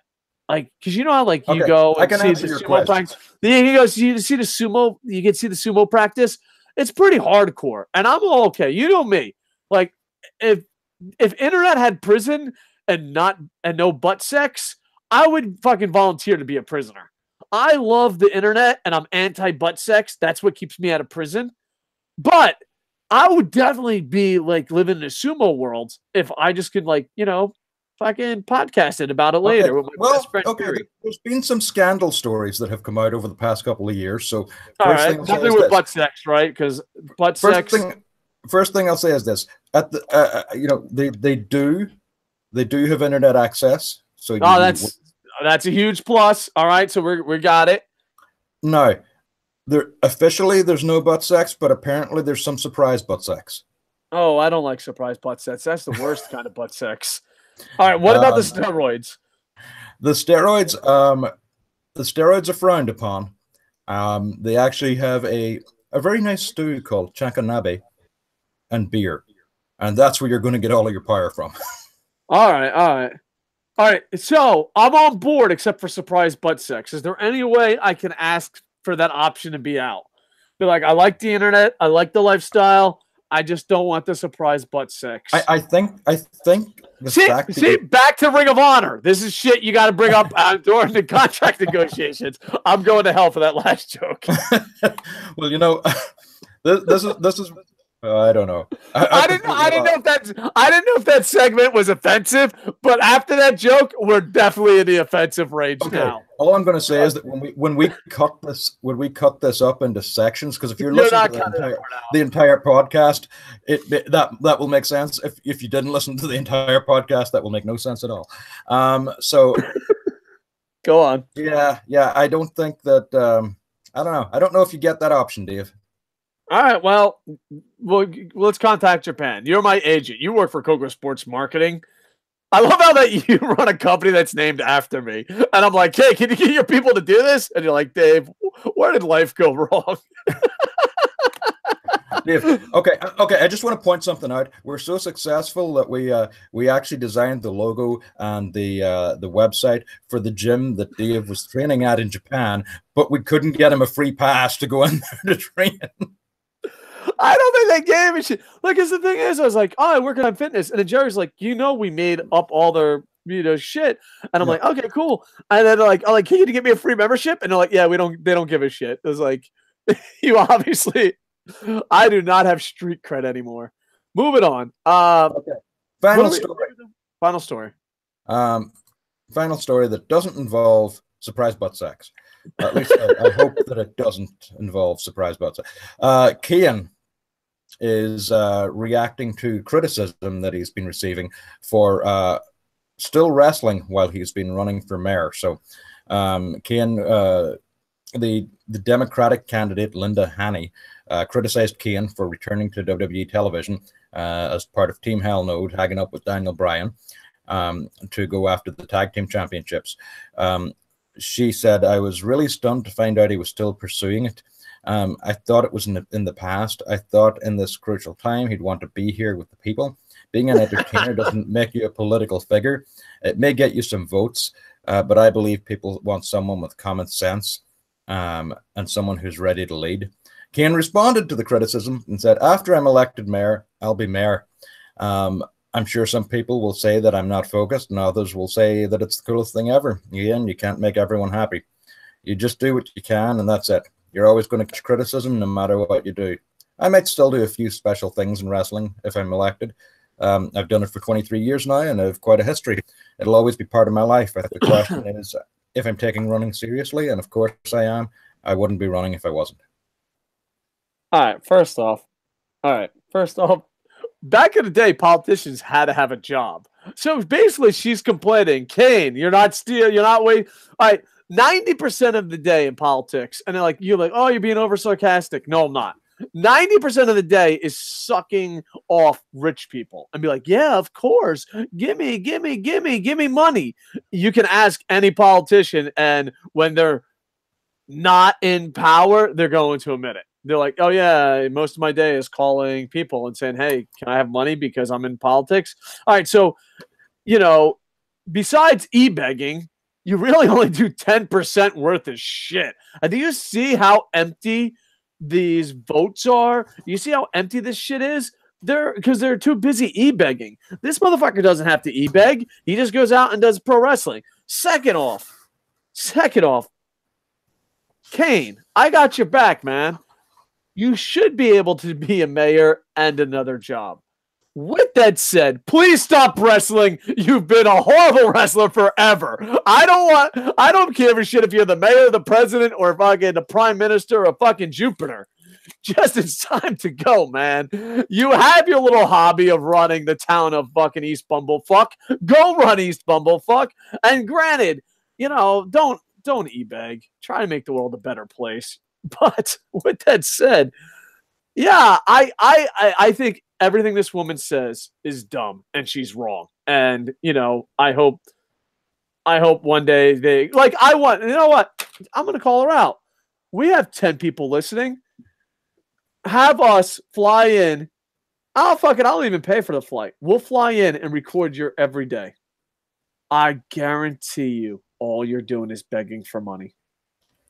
Oh, so Kane's not begging for money, so he's not good at this job? Fuck you. You get better at the job. And why we're saying we're getting better at jobs, Kane, get better at pro wrestling. Jesus fucking Christ. I mean, I totally disagree with this lady because she's an idiot. But, if she came out, like, seriously, lady, listen, if you want to win me over and vote for you in the next fucking election for East Bumblefuck, you have to fucking bring home facts. Be like, Kane, I know you could be a mayor and be a pro wrestler, but the reality is you're not very good at pro wrestling anymore, okay? You're holding Daniel Bryan back, all right? Worry about being a mayor because you're not that good at pro wrestling. And then I'm like, 4 more years. That's how it works in East Bumblefuck, right? I don't know. But you lost my vote by just saying, oh, you can't have a job and beg and be corrupt without. No, you lost my vote. You're just like, you're dumb. Just shut up. With the talking.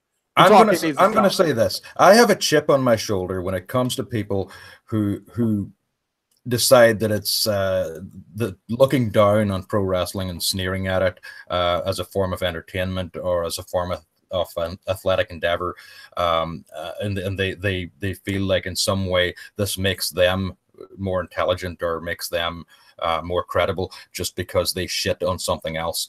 And that's, I think in the case of this woman, it's not so much that he's doing that, it's just the fact that it's wrestling. I mean, if Kane was doing any other job, if he was running, and I believe he actually is. He runs an insurance agency. He runs, him and his wife run an insurance agency in West Knoxville. So if you have, if you're not going to call him out for the fact and say, oh, are you still going to be running your insurance agency? Are you still going to keep that insurance agency while you're mayor? You're not calling him out on that, but you're calling him out on pro wrestling, and you're simply calling him out on pro wrestling because you think that there's a voter base out there that will also have contempt and sneer upon pro wrestling, like so many others have done in the past. And the stupid thing about that is when you actually, if you take a look at, well, first of all, look at who our president is right now. Not my president, but look at who the United States president is right now. What a political statement! Not my president. No. I only say that because I'm not an American. But if you look at if you look at who the president is right now, has a long storied history with pro wrestling that played to his favor. It didn't hurt him. If you look at back during the elections. Several years ago, you had Barack Obama, as well as Hillary Clinton and others, John McCain, making appearances on Raw and cutting promos because they were desperate to reach out. They're like, that's a big fan base. You got pro wrestling fans, and if I can make them like me and feel like I'm one of them, I'll get their votes. So you got Barack talking about, do you smell what Barack is cooking? You got Hillary Clinton out there calling herself Hillrod, and John McCain talking about his McKinneyaks.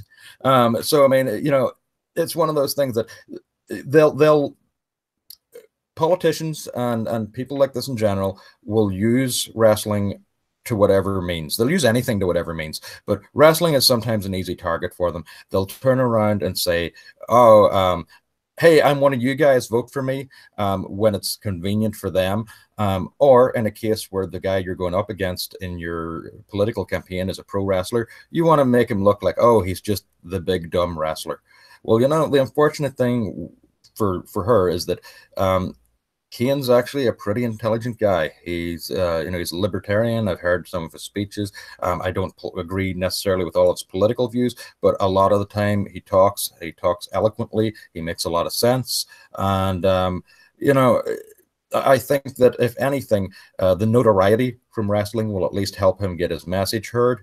And I just hate people like that who look down their nose and want to have this pseudo intellectual. That they want to make themselves or elevate themselves in some way by looking down on an art form, entertainment form, athletic endeavor that literally millions of other people around the world happen to enjoy, and that's exactly what she's doing, because, like I said, she's not making an issue out of the fact that he runs an insurance agency. She's making an issue out of the fact that he's a pro wrestler, and in my eyes, that just means that she's someone that I personally wouldn't want to hang around or wouldn't want to have a conversation with or interact with on a daily basis. Even timing wise, how long was he gone? He only shows up on one show. Yeah. So that's 1 day a week. It's maybe 8 hours max he's there. So like, I bet you this bitch has gone golfing more than that. You know what I mean? I bet you she's done everything more than that. Like, don't act like because you're corrupt and you're there being corrupt 24/7, like no one else can have a decent fucking living and make a fucking job. Here's the thing: 8 hours. All right, did you beg for money for 8 hours? You did. So no, he didn't have to beg like that. That's how. If I was Kane, that's how I'd turn around. For 8 hours, I made this much money. She had to beg for that money for 8 hours, because that's what you're doing. You're basically begging and selling out. Yeah, and one thing that I'll say is, if you actually go back and look, you had Jesse Ventura, while he was governor, came back to pro wrestling, and he got some flack for that. But he came back for one-off appearances, and he came back and he was a referee for SummerSlam for the main event, and he came back and did some XFL commentary. And he had a lot of detractors for that, but I don't feel like that was something that impeded upon his job, because in his role he had a schedule. He was working 5 days a week, and when he did those other things, he did them on weekends. It's right now Kane is not even hasn't even been elected yet. He's still running, so he can. It's beyond stupid. Well, the thing is too, like, if I was Kane, I'd just be like, "What did you do for 8 hours? How did you get that money?" You know what I mean? Because Kane, I wish you'd have bet like John Cena, Kane, Roman Reigns, Dave Batista. I have something in common. You all have something in common with me. I want you to succeed with all my heart, because I don't really like you as a pro wrestler. Like, Dave Batista is awesome at everything he does except step in that ring. Kane, you're awesome. John Cena, not so much, but we'll still root for you because I don't want to see you back. Roman Reigns, I don't know if you're cool or not, but I don't want to see you in the ring. So my inner peace of fucking, some people wish death on people they hate. I wish them success. What's your departing words for this podcast then? My parting words, and I messed up that word because we've been talking too long, is it's great to be back. Hopefully we can keep this going. I had fun, and there's a lot of pro wrestling, mixed martial arts, boxing fans. You need to fucking calm the fuck down a little bit. And sumo, I want you to exist. And we're gonna find out if I can do sumo. Check out Kocosports.net. Check out my book on Operation Freak Show. We're working on a bunch of stuff. We're not gonna say it because we fail a lot, So it's kind of like, we're working on a bunch of stuff. What stuff? We're not going to tell you because we fail a lot. Be there. Those are good words. Those are good words to go out on. Well, I will say this: we got some commercials that we're doing right now for several boxing companies and for some gyms. You're going to see those on some of the sports networks if you're in the GTA in the Greater Toronto area. We'll try and let you know about them when they come up.